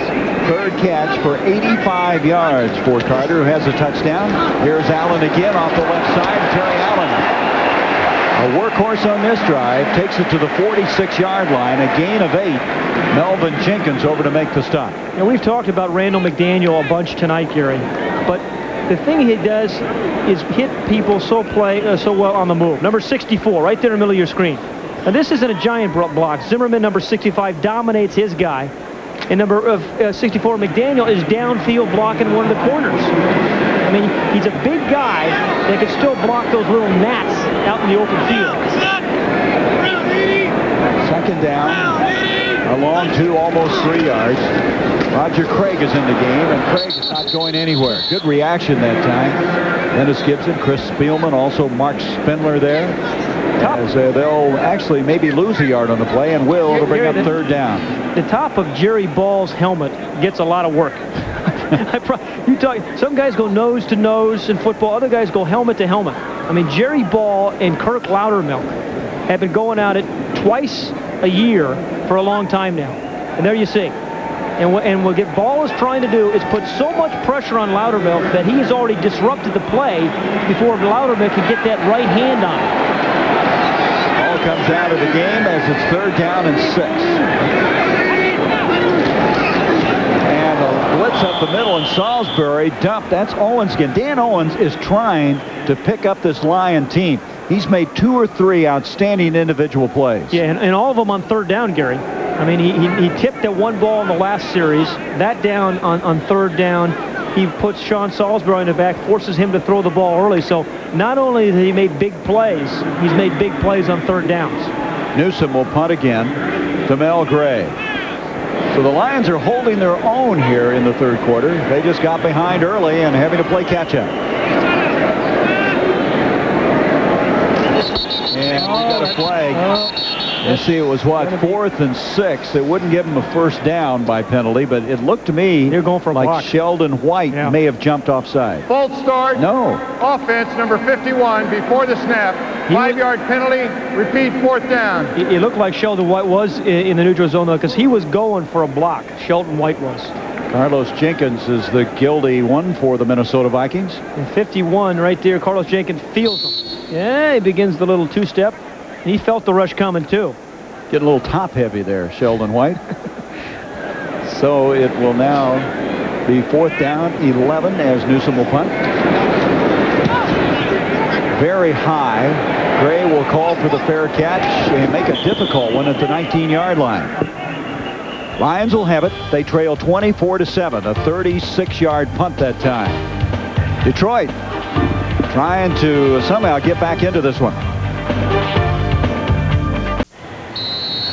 24-7, the Vikings lead the Lions. Be sure to join us at 25th Arrowhead Stadium. The Steelers, Bill Cowher, his return against Christian Okoye and the Kansas City Chiefs. First down, Rodney Peets hit one of his last 6 passes. And he's going to Perriman, and double coverage incomplete at the 38-yard line. Audrey McMillan was there along with Felix Wright. So Pete is 1 of 7. You get the sense if the Lions could get on the board again here, all of a sudden there would be a little sense of urgency in this game. Yeah, this was you're right, Gary. This was supposed to be a play fake to Barry Sanders. You know, in the old days, he'd have 4 or 5 guys around him, but he's not touching the ball as much now. And Felix Wright, number 22, does a great job there of playing free safety. He wasn't fooled. His responsibility is take away the post, don't let anything over your head, and he does it right there. Jeff Campbell now is coming to the wide receiver for Detroit. Pete, wide open Perriman, 35, makes a move at the 40, and to the 41-yard line. 23-yard completion, and the Lions now starting to move the football with 8 minutes left here in the third quarter. When the Lions were really on last year in their run and shoot, they were unpredictable. I mean, you weren't exactly sure what you were going to get in short yardage and long yardage. On these last 2 plays, Dan Henning has come up and been a little bit more unpredictable. Earlier in this game, we saw a lot of tight end stuff, a lot of trying to pound it in there. quite honestly. But now he's throwing the ball outside the soft spots. Good movement. Chris Dolman. May have been Lomas Brown who moved before the snap of the ball, as Dolman twice now has really reacted to 75's move.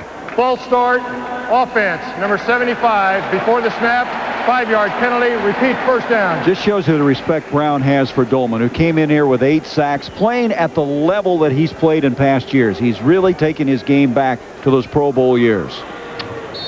Well, yeah, there you see the 8 sacks that he has, and really I think a lot of it, quite honestly, is that the Vikings this year on offense are playing with leads. Last year they didn't play with a lot of leads, and Chris Dolman, when the Vikings have the lead, Chris Dolman turns out the lights, and this guy can make things happen. 1st and 15 now. Rodney Peete up the middle. Perriman again, and he hangs on. He's shown some courage in this game. That's a 24-yard catch. You remember back in the first half, he took a tremendous shot at the goal line. He's made 2 other catches, and he's come back after really getting his cage rattled. Well, we've talked about Rodney Peete. If you just give him a little bit of time, he's a pretty accurate thrower. That time, good protection, particularly by Kevin Glover, the center, number 53. Perriman fighting through that zone defense the Vikings are running this year, running one of those little skinny post routes. 5 catches, 101 yards for Brett Perriman. First down at the 40. And Rodney Peete now starting to put it together as he's able to complete this one. Mike Farr is the guy who made the catch at the 33-yard line. Farr is so tough. His dad, of course, Mel, the former All-Pro running back, who I guess owns I don't know how many car dealerships in Detroit and around. But Mike is a tough guy. I remember Terry Donahue telling me when he played at UCLA, he never had anybody tougher over the middle to catch the football. Well, he's one of the slot receivers, and you have to be, because that's where you're going to make a living, over the middle. 2nd down and 2, and Rodney Peete and the Lions now looking sharper than they have for a long time. A throw back to Perriman. They got blockers ahead of him, and Brett Perriman takes it to the 20. Another first down. A late flag, though, at the 31. After the play had almost been completed. An eligible man downfield for Detroit. That ball was thrown so quickly. I don't know how that happens, but it was a well-designed play. I agree. He just looked one way and threw the other. Ineligible receiver. Offense, number 66, downfield. 10-yard penalty. Repeat, second down. Sean Bowens, boy, is he having a long year. He's trying to replace Eric Handelsek. And he has had absolutely some miserable Sunday afternoons and now Thursday. Number 66 is the left guard. And he's down there past the 30-yard line, which was past the line of scrimmage. But, you know, just when the Lions get something going, it seems like something bad happens. 9th penalty, 80 yards against Detroit. 2nd and 12, delay to Barry Sanders. Sanders breaks 1-2 tackles, and for all that, gets a yard. Felix Wright was up there. Must be so frustrating for this gifted athlete to not have the running room because of all the success he's had in the past. Well, you're right. I mean, Eric Everett, who was one of the nickelbacks, number 31, he's in there. A couple of, you see the big bodies, the linebackers on the inside. They're going to make a play, but this is a nickelback. I mean, he's got to worry about linebackers, 2 or 3 nickelbacks, and 4 defensive linemen. That's why Rodney Peete's got to win the game for the Lions. The Lions thus far 0 for 5 on 3rd down. This is 3rd and 11. And it's intercepted by Audrey McMillan. McMillan with his 4th interception of the year. Peete was decked. The intended receiver was Willie Green, and Audrey McMillan had it all the way.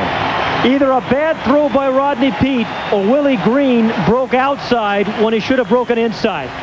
Peete clearly thinks he's going to run the post pattern inside the defensive back. He goes to the outside of him, and it's an easy interception for McMillan. Pat, I imagine you can really identify with what just happened a moment ago. Rodney Peete and Green. Yeah, the interception. Would you lead the league in tackles after interceptions? But what do you say to somebody like that? Green and Peete going over the sideline, because it really snuffs out an excellent opportunity. Yeah, they did have an opportunity, and I think what you have to have when you're in a pass rhythm type of offense, which the Lions are, you have to have the receiver seeing the same thing that you are as a quarterback, and that's one of they clearly did not. Green saw one thing, he breaks outside. Peete tries to lead him inside, interception. Second turnover by the Lions as Terry Allen tried to sweep wide, and the ball, did it come loose? He stumbles, did not come loose. He's out to the 22-yard line. Gary Zimmerman was leading the escort to the far side. A gain of 3. It'll be 2nd down and 7 yards to go. This is a great opportunity for Sean Salisbury. I mean, in the National Football League today, you need a superb first quarterback and a second quarterback who can win games for you. A guy that you're not afraid to put in the ball game.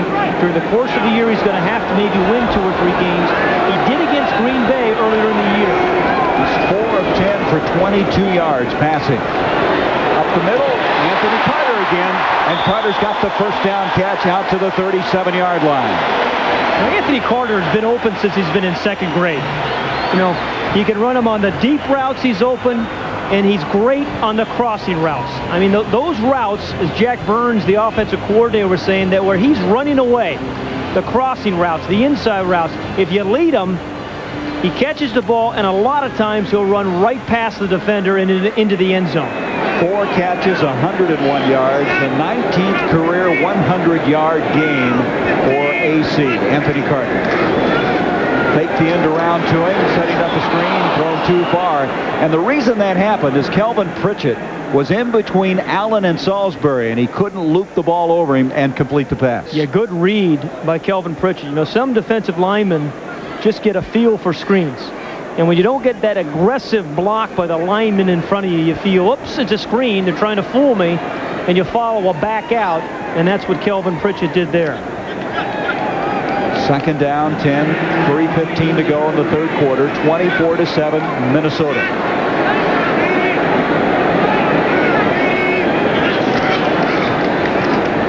Salisbury going up top. Hassan Jones, but he overthrew him by 7-8 yards. Boy, that was the right call for a blitz, a perfect call. They had a blitz, they had a rollout by Sean Salisbury away from the blitz, and Hassan Jones was going to beat his man. The ball was just thrown too far for him. I would assume, Pat, when you've only taken 5 snaps in a week, those long passes are the things that are affected most. Your timing's got to be off. Yeah, and particularly one, I think, Gary, where that was a timing route, because it was kind of like a hook and a go for Jones. 3rd down, 10.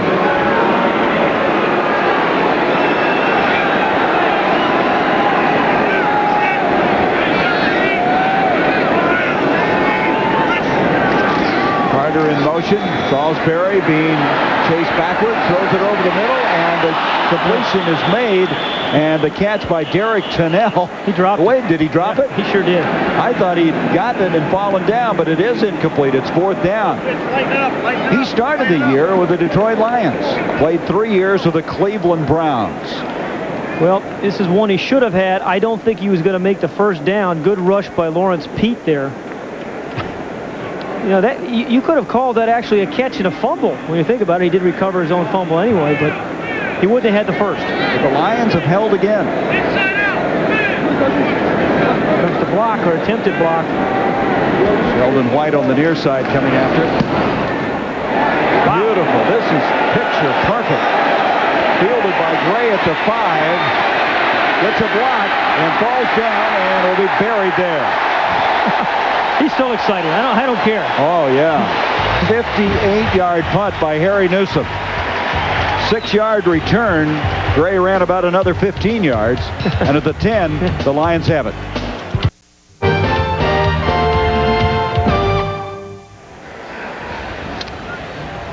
Dennis Green, the 5th head coach in the history of the Vikings, made a lot of changes. And there's some names that I'm sure every football fan are familiar with.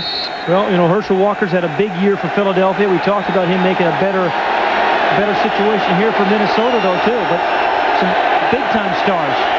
Rodney Peete is hit as he delivers the ball, completes it to Barry Sanders, and Sanders Gets 8 yards on the play, out to the 18-yard line. Yeah, you talk about the turnaround with this Minnesota Viking team. 4 big decisions or reasons, I think, for that. The hiring of that man, the trade or getting rid of Herschel Walker, you release Wade Wilson. And then, of course, they traded Keith Millard as well and got a second-round draft pick. Sanders on a 2nd and 1. I don't know if he got that first down. Let's see where they mark it.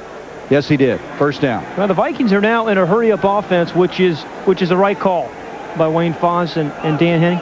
The Lions, excuse me, are in their hurry-up offense. From the 21 without a huddle, 4 wideouts, and here comes Henry Thomas.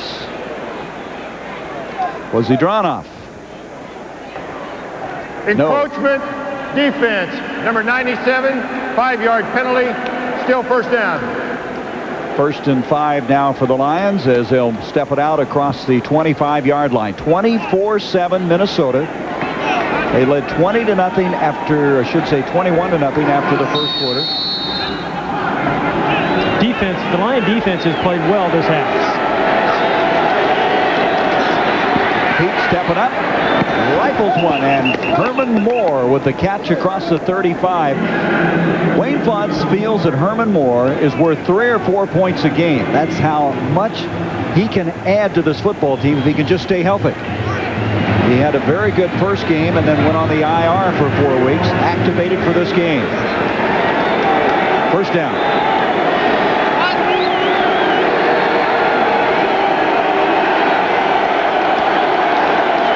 Barry Sanders and weaving his way and just working so hard to get a yard or 2.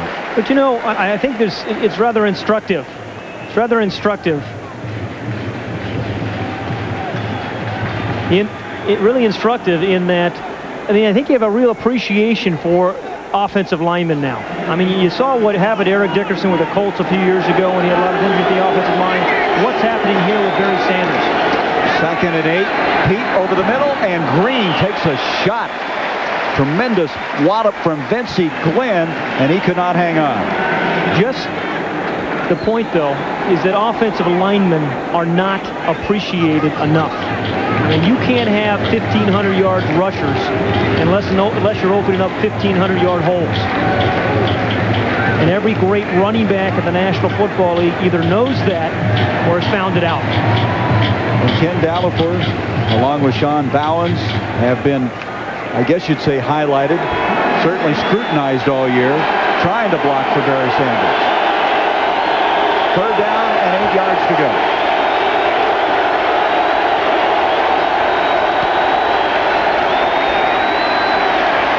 Pete with time, too tall. And that is very tall because Moore at 6'3" couldn't get up. And Pete took a pretty good pop as he released the ball. So the Lions will have to come in and punt the football. Well, Wayne Fontes has to be reasonably happy with the way his defense is playing. His offense has just not been able to get it done. Wayne said last night, we've got to get Barry Sanders untracked. Tony Dungy, defensive coordinator from Minnesota, said we're not going to let Barry Sanders get untracked. And thus far they haven't. This is the 6th punt of the game for Arnold. Anthony Parker out to the 35-yard line. Minnesota will have it there. 38 seconds left in the 3rd quarter. So both teams pushing and shoving, but not getting a lot done on the scoreboard in the 3rd quarter. Pat, I know you're going to watch this. Trapped by the growing violence of Ireland, a widow escapes to the countryside, where she becomes involved with a reclusive eccentric. But a land torn by violence, can their prosperity last? Donald Sutherland and Julie Christie star in the romantic thriller, The Railroad Station Man.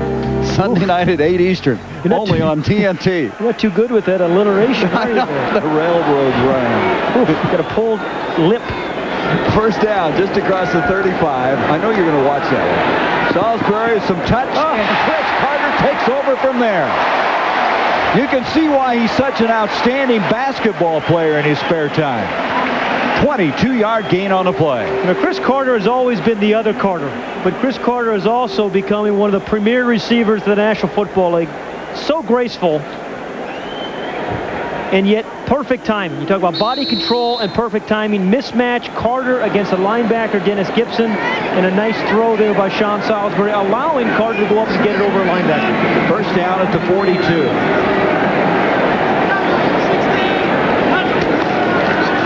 Terry Allen, little cutback inside the 40 to the 38, a gain of 5. It'll bring up second down. George Jamison made the stop, and we have come to the end of quarter number 3. 24-7, Minnesota on top of the NFC Central. The Lions in the basement. We'll be back. 24-7, no scoring in the third quarter. 21-0 lead after one quarter, 24-7 at halftime. That's where we stand now as we start the fourth quarter. Second down 6 for the Vikings. The Vikings looking for their 4th win in a row, and the Lions trying to avoid their 4th loss in a row. Yeah, but this one may not be a close loss. I mean, the Lions at least can be consoled that their 4 losses have been close ones, and it's been 1 or 2 or 3 plays, but this game's been a little bit different. Lions next week at Tampa Bay, one of the surprising teams in the NFL. But this Lion team wins with some emotion, and Wayne Fonts is the emotional leader. He's the guy that can't get down. Allen in the backfield as we start this fourth quarter of play. Hassan Jones will get the handoff, and Hassan will cut it up the field and bring it to the 37-yard line. Spielman and Jamison make the stop for the Detroit Lions. Well, we told you this is not very close, but look what happened before tonight. And I think that's why the players for the Lions sense the frustration. As Spielman was saying last night, hey, 1 or 2 or 3 plays we don't make. Now, a year ago, the Lions won 4 close ball games, 4 games separated by 4 points or less. And that has been the difference in the Lions season thus far. Third down and 5 now for Minnesota. Salisbury to Anthony Carter, and Melvin Jenkins, who's had a long night there to be sure he doesn't go any further. It's a first down, and they've worn out number 24. He gave up 2 touchdown passes in the first quarter. That's 5 catches for Carter, 109 yards. It's a lonely job back there, isn't it? Well, playing corner in the NFL is like being on an island. People can see you, they just can't help you. And the thing about a corner, did you like that one? You're smiling over there. The thing about playing corner, it's how you respond to the adversity. It's what you do the next play after you get beaten for a touchdown. First down inside the 30. A double pump, triple pump by Salisbury. Wide open. Chris Carter, touchdown.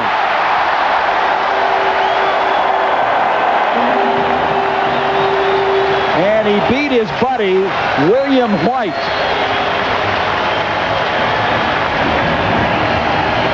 When I say buddy, they have a charity that they work together in Columbus, Ohio. So they run a camp for some kids. That's beautifully set up by Chris Carter.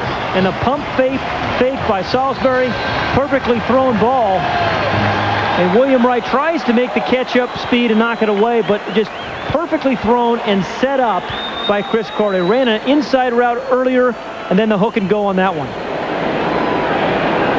So Jones, Anthony Carter, and now Chris Carter have caught touchdown passes. 31-7. Salisbury with good patience, and Carter had just run by William White.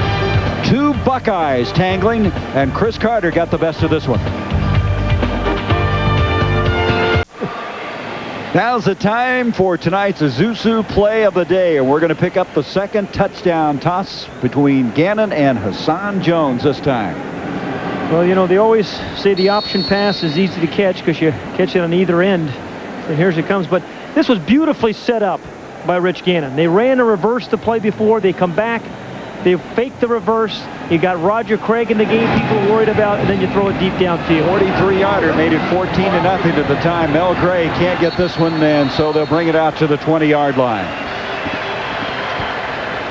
31-7, the Vikings, as Salisbury getting his own touchdown toss. And Eric Kramer now, the guy who was just nothing short of sensational in the playoffs last year, will be coming in, and this will be his first appearance of this season. Well, you know, Wayne Font said that Eric Kramer has really a stronger arm than Rodney Peete. They don't think he's as quick, has a quick as arm, as quick an arm. Pete will leave. I'm sorry, but Pete will leave 13 of 23, 171 yards, 2 interceptions. Eric Kramer was a good story last year. A guy who was cut by a bunch of teams and came in and played very well when given the opportunity. The game against Dallas, first round of playoffs. He was in a zone that day. Here's Perriman, who's taken so much punishment. Takes another shot from Audrey McMillan, and both guys a little groggy after that. He makes an 8-yard grab, and Perriman wants to come out of the ball game, and I don't blame him. Well, he has taken shots to the legs on 3 or 4 different occasions. To the legs, to the knees, and then that AstroTurf just does not give at all. That was his 6th catch for 109 yards. Flag on the play as Kramer, that time almost picked off by McMillan. Willie Green, the intended receiver. You know, Audrey McMillan's had an interesting 7-year career. He's upset he didn't pick that one off. In his first 5 years, he did not intercept a pass. In the last 2 years, he's intercepted 10. Illegal formation. Offense number 64 was not lined up on the line of scrimmage. 5-yard penalty.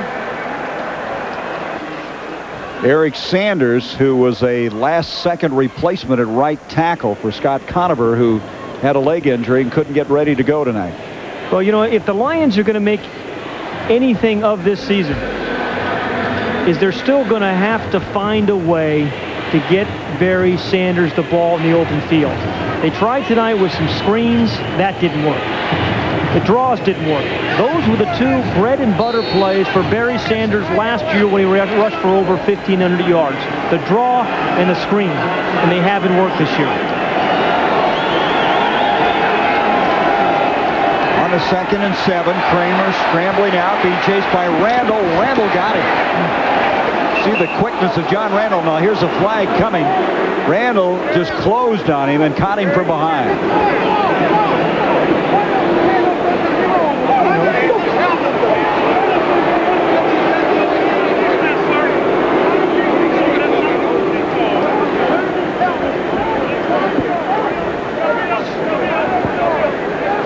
The personal foul against Minnesota. Is that on Randall? Evidently. And John Randall, number 93, is a determined player. No matter where you are or how many times he gets blocked, he's going to keep coming. He gets the mat. Yeah, didn't really get the face mask. I don't know why that's a penalty. I'm not sure why that's a penalty. I don't either. If you grab somebody in the air hole, that's still not a penalty. It's got to be the face mask. So the penalty will move it out to the 43-yard line. Kramer took a real beating on that play as he gets the first down by penalty. 3rd-year man out of North Carolina State. He's been a well-traveled free agent. Whoops. And here comes Randall again. Says, remember me? Dennis Green was saying about John Randall, this guy... Encroachment, defense, number 93. 5-yard penalty, still first down. I could watch all day.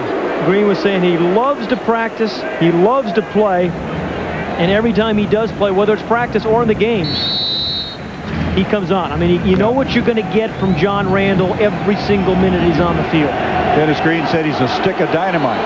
But he's gone off here and committed 20 yards in penalties.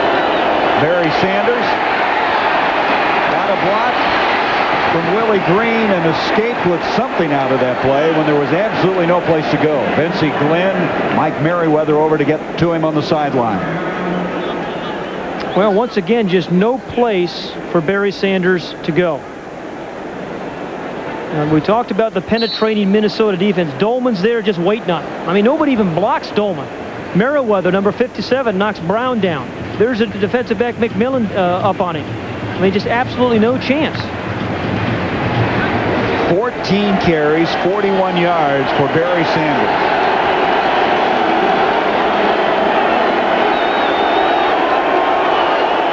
Second and 5. had the blitz coming, and Dolman steps across. They had the blitz going, and then Dolman walks across. They see if he has encroachment. It's one of the better Lion offensive drives. Defense, number 56, 5-yard penalty. Well, that's 25 yards of penalty. 20 of them against Randall, now 5 against Dolman. Well, you know, defensive linemen get into a groove, a rhythm of a quarterback snap count.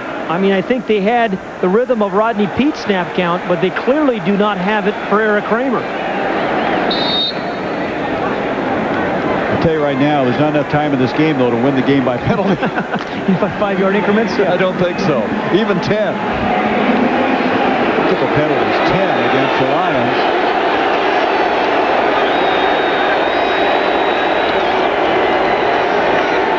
Kramer gets a block from Mike Farr. Throwing deep. The ball is being contested for, and it is caught for the touchdown. A remarkable grab by Herman Moore. 47 yards. Remember what Wayne Fonte said? He told you that he was worth 3 points a game, and he just got 6. And a heads-up play by Eric Kramer, because you know you have the height advantage with Herman Moore. I mean, he's 6'3" is Herman Moore, but because he catches the ball so well above his head, he's like he's 7 feet tall. And that gives a quarterback a lot of room. That's his first NFL touchdown catch. Didn't catch one in his rookie year and had played only 1 game previous to this one this season. You know what we're going to have now? A quarterback controversy in Detroit. You know what? We'll have a quarterback controversy with that pass by Kramer. You can count on it as Jason Hansen adds a point after. 31-14. Herman Moore is a tall, smart man with very strong hands. And when you have a receiver like that, even when he's covered, you give him a chance. 6'3", and Herman Moore gets it done. Onside kick by the Detroit Lions after that touchdown, and the ball goes out of bounds on the far side, and it'll be Minnesota's football. Let me correct something. I said Herman Moore never caught a touchdown pass. I should correct it. He caught one in the playoffs against Dallas. Not in the regular season, nor this year, but he's going to catch a lot more of them before this is all over. Very impressive second-year man, #1 draft pick from Virginia. And speaking of outstanding performances, after Gary Lane announces what's happened, we're going to tell you. In fact, we're going to do it right now. Pat and I will be announcing the McDonald's player of the game. You're going to give me an equal vote in this thing. This is nice for a change, well, Gary. It's an election year. Yeah, I knew that about Herman Moore, by the way. I just wanted to see if you'd catch it. Thank you. Glad you finally did. Line of scrimmage will be at the 43.5. Ball going out of bounds. The receiving team gets it there, and Carter split wide left and wide right. Keith Henderson now is coming to the backfield. They acquired him this year from the 49ers by trade. Here comes Henderson. Henderson maybe a yard on the play. George Jameson making the stop for Detroit. You know, it's too early to be awarding the Vikings the division championship. You think about their upcoming schedule. I mean, you know, they've got some tough ones. You see, there are 4 of maybe 5 upcoming games yet to play this year. They'll be underdogs. Redskins, of course. You don't think Mike Ditka won't be ready for him after what happened? Yeah, absolutely will. But clearly, you know, this is a very improved Viking team that Dennis Green has. No gain on that last play. Second down coming up. Salisbury over the middle. Novoselsky, the tight end, Brent Novoselsky, and lunges forward and fights for what appears to be a first down.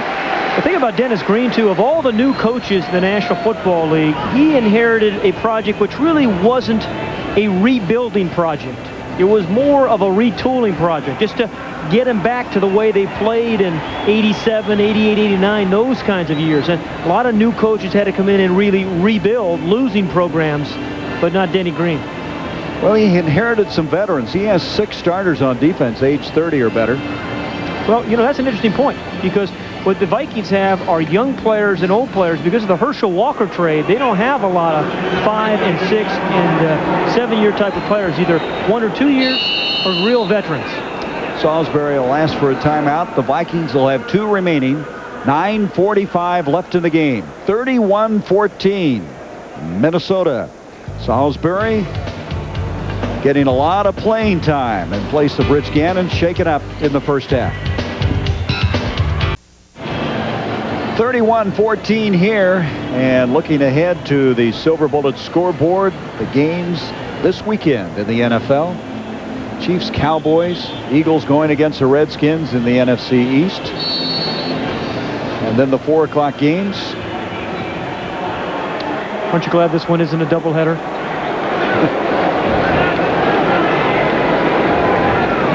First down from the 45-yard line. Nice fake by Salisbury and almost intercepted on the deflection. Intended receiver was Tunnell, and flying over there was George Jamison, who was their defensive MVP a year ago, and they feel like he's been playing back to that level this season. You think about George Jamison, no quit in him, down 31-14, still on the field, still playing hard. I mean, he does not come off the field, and Jamison plays special teams. You know, that brings up a thought. How will Barry Sanders maintain that no-quit attitude? It's going to be hard. I mean, I really believe it's going to be hard. The frustration at some point is going to have to break. They're going to have to explode. I mean, again, working so hard as Henderson running the ball. He's that big back that Dennis Green wanted when they acquired him for the 49ers, and he has it inside the 40 to the 39. Coming up 10 days from now on the 25th, the Chiefs and Steelers. This will really be an interesting game as Pittsburgh off to that 3-0 start. They've lost 2 in a row. Eric Green, their big tight end, is back. And, of course, the Chiefs playing excellent defense. And Dave Craig, the quarterback. Well, what a nice game plan they had against Philadelphia. Yeah. We're talking about Barry. He's such an outstanding citizen. He'd be the last guy to give up. But, boy, he's got to be so discouraged. Well, you know, he's discouraged. It's not like the offensive lineman isn't trying. They just have not matched up well with anybody they've played. On a 3rd and 4, Henderson picks up the first down. Henderson weighs 220 pounds. Sanders had 109 yards against the Bears and hasn't reached the century mark since. That's what he had to do today.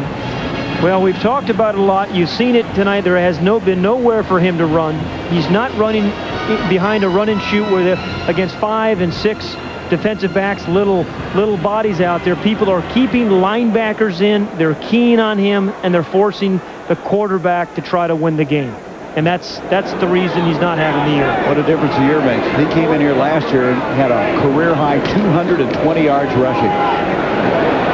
Salisbury with Spindler after him. Makes the completion to Chris Carter, and Carter's got a first down at the 16-yard line, an 18-yard pickup on the play. You know, this is again, perfect evidence of the difference of the two teams right now. The offensive line protection, Tim Irwin, number 76, pushes his man right past the quarterback. That gives the wide receivers plenty of time to run a 25-yard square out. And if you're going to run a 25-yard comeback route on the outside, you need some protection, and the Viking line can give it to you. Henderson remains in the backfield, a first down at the 16.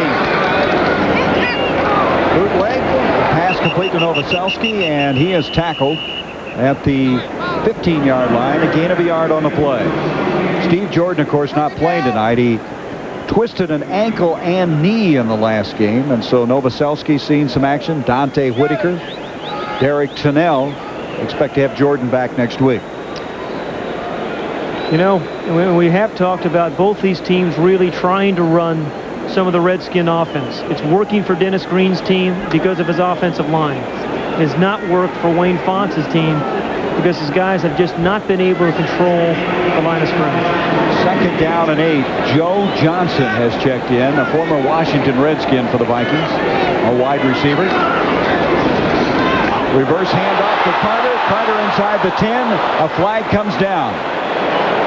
You know, I think it's a time of the game where you get Chris Carter and Anthony Carter and some of those guys out of the ballgame. I was thinking that myself. Yeah. I mean, they have this game won. That'll bring it back, holding. Very good point, Pat. And They're especially carrying the ball, not just going out for passes, but carrying the football as Carter was there. Holding, offense, 89, 10-yard penalty. Sounds like a law firm, Carter and Carter. And how has Carter and Carter done? Yeah. Well, you know, for a long time, Chris was the other guy, but not anymore. I mean, they're both superstar receivers. And different types of ability. Yeah, Chris Carter's going to work the middle, tenacious over the middle, go up and crowd Anthony Carter, the athletic guy, the guys who can run away from receivers, defenders. But, you know, we talked about getting the Carters out of there. I'd also get Randall McDaniel and some of those other offensive linemen out, too. This game's in the refrigerator. Henderson stays in the backfield. 2nd down and 14. Salisbury going to the end zone, and Anthony Carter, the intended receiver. Sheldon White defending on the play along with William White. But Gary, that play is very illustrative of what they feel about Anthony Carter. Anthony Carter was guarded by 2 guys that time. But as a quarterback, you know you still give Anthony Carter a chance. You throw it up there, even though your read says he's double covered, you don't throw into double coverage, but not with Anthony Carter. 3rd down and 13 yards to go. The ever-dangerous AC. What a career he has had. Coming into this game, had over 6,000 yards in receiving, which is a Viking record. Whoops. Good count. Porsche, 91, their top draft pick, and Owens, 90. Both of them jumped on that one. There's Porsche. They think he could be a big-time pass rusher, the rookie out of South Carolina State.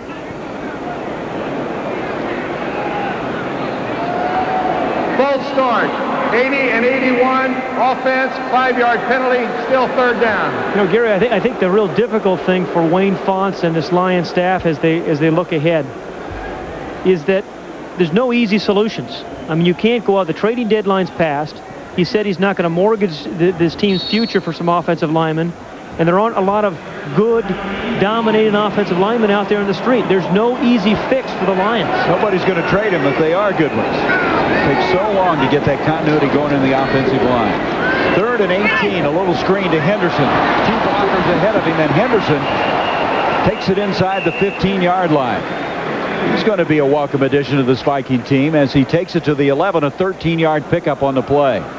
You know, you talk about the Lions and the emotion and what they've gone through with what they call the triple cast of tragedy, with his brother passing away, Andelsek with that untimely death, and Utley with a spinal injury. You think sometimes you can just think your way through it. You're going to just systematically come through all that, but it doesn't always happen, does it? No, maybe a little adversity can pull a team together, but as much as they've had, you can just be resigned to the fact that, hey, maybe this isn't our year. Reveiz hit the upright. That's about the only thing the Vikings haven't done right offensively. 28-yard attempt. Mike Utley, who is now in Denver, will be a live guest in our Holiday Inn post-game show. And then we'll have a taped interview with Deion Sanders, the National League champion Atlanta Braves. And you know, if he's a mascot, watch out for Jackie Sherrill. You notice all the mascots in hiding? That's a low blow. All the mascots in hiding out there. They're all staying away from old Jackie. 1st down at the 20-yard line. Sanders, the running back, with 5:35 left of the game. And here's Barry dancing around, just looking for a little seam, a little gap, a little area, and somehow gets out to the 20-yard line. A lot of running for about a half yard on the play. I'll tell you, Pat, you shock me sometimes. 2nd down coming up. I tell you, our booth guys, our spotter, Tom Delnos just left. Our statistician left. Also, Shannon Mizell, our booth coordinator, he's not going to coordinate you anymore after that. 2nd down and 9. You're just upset you didn't think of the first. Jackie Sherrill wishes you hadn't thought of it at all. Sanders in the backfield. Approaching 5 minutes to go in this game. Perriman goes in motion. Little delay handoff to Berry. Berry's got some opening to the 30 and to the 31-yard line, and that'll be a first down. 10-yard run on the play. Well, you know, quite honestly, I'm even surprised Berry's still in the game. And it is 31-14. Boy, his body language says it all. That comes back, gets back in his position, and he's a wonderful young man. You just can't find a finer young man, and he's really taken some beatings here in the early part of this season. There's Perriman with the catch, about a yard short of the first down at the 40-yard line. Hey, the Lions have learned that Brett Perriman's a tough guy. I mean, sure, Barry Sanders has taken a beating, but so has Brett Perriman. You know what I notice here too, Pat, is Kramer. A lot more velocity on those passes. Well, you're right. There will be a quarterback controversy. See what's happening today, and people in Detroit are still wondering about Andre Ware, the guy drafted very highly in the first round a few years ago. Coaches keep saying, "Hey, we don't know enough about him yet." Well, the only way you can ever find out, I guess, is play him. Troy Stratford now is coming to the backfield, replacing Barry Sanders, and that ball thrown too far outside, intended for Mike Farr. Stops the clock with 4:25. What was it you've always said? The backup quarterback's always the most popular one? Oh, yeah, they are. Absolutely. And that'll be one of the tough things, I think, for Rodney Peete. If he continues to play like this, he's going to get booed by the home crowd. And, you know, you expect the physical part as a quarterback. You expect the blitzes to get beaten up, but it's the emotional part, getting booed, getting second-guessed by the press and by everybody else. I mean, I think that's the hard part. And you just have to fight your way through it. Andre Ware, they still aren't sure what kind of ability he has. Well, I mean, that's why you have to play him to find out. Third down and a yard. Kramer, connections made to Farr, and Farr has the first down out across the 50 to the Viking 49-yard line. The #1 draft pick Ware did not play in the regular season last year, hasn't played this year, the Heisman Trophy winner. They say he needs to work on his footwork, but I guess playing time wouldn't hurt that, would it? No, you're right. I mean, as a third-team quarterback, you're getting virtually no snaps in practice. All you're doing is run the scout team. Kramer spreading the ball around. Perriman makes the catch here to the 42-yard line. 3 yards short of the first down. Felix Wright making the stop for the Vikings. Well, Minnesota last year was 8-8. Jerry Burns, the coach. This football team will go to their 5th win already early in this season, and they're the team to catch in this division. Here's Kramer scrambling out and falling down. Oh, did he take a shot there? They had to touch him to keep him from getting up, but they didn't have to clobber him, did they? Randall and Thomas were there. That's a lot of weight. That was more than a touch, but less than a mugging, but right in between. There's three of them. Very large bodies. All right, that's 200. Somebody add this up. 275, 270, and 285. You don't trust yourself, do you? No.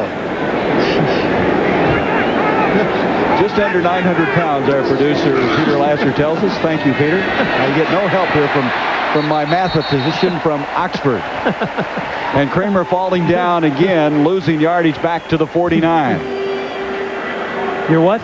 From Oxford? I can't say that word. That's my true. math genius. Oh, gosh. Hey, that self-tackleization is really bothering Kramer, isn't it? Twice he's had some problems on the artificial surface. Back to the 49-yard line. 3rd down.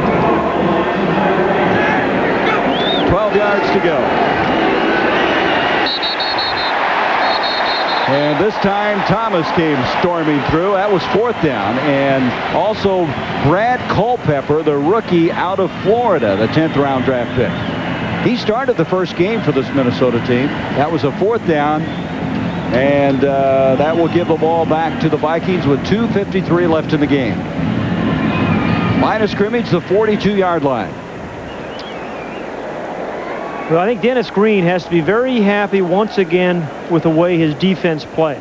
They came into the game and said, we're going to take Barry Sanders out of the game. They did that. Credit Tony Dungy, the defensive coordinator. Offensively, with Rich Gannon, they came out early in this game and they were aggressive. Threw 2 deep balls, one to Anthony Carter, back to Hassan Jones. This is a team that is very much in rhythm right now. Scored on their first 4 possessions. 3 touchdowns and a field goal. Darren Nelson now has come into the backfield with 2:53 left. Here comes Darren. He's recruited by Dennis Green at Stanford when he's an assistant as he takes it to the 40-yard line. The Holiday Inn post-game show coming up. We mentioned that Mike Utley will be a guest. Deion Sanders as the crew will also have some highlights of this game. Gannon, hopefully not seriously hurt, going out early in this game, will be ready next week. There they are, suiting up, ready to go. Gannon will be one of their guests, we understand. And Andre Ware wondering if he's going to get to play in the National Football League. 2nd and 8.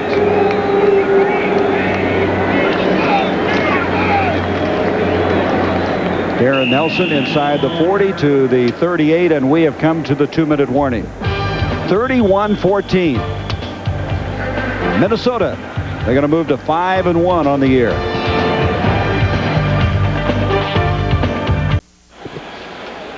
(31-14) Gary Bender and Pat Hayden as we have 2 minutes left. Second meeting between these two. The first one was won in the Silverdome, 31-17. Very similar scores. That game, though, it was 3 Viking mistakes.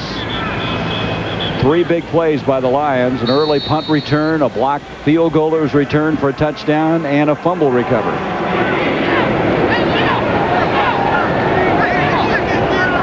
Minnesota has no turnovers after all those they had in the second week of the year. A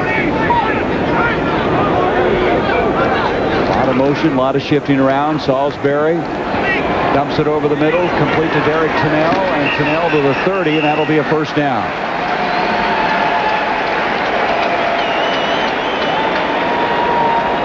You know, Sean Salisbury, coming out of high school in Los Angeles, Gary, they really believed, the people at USC thought he was going to be another John Elway. I mean, people thought that highly of him coming out of a high school, went to USC and had some good years there and some frustrating ones as well.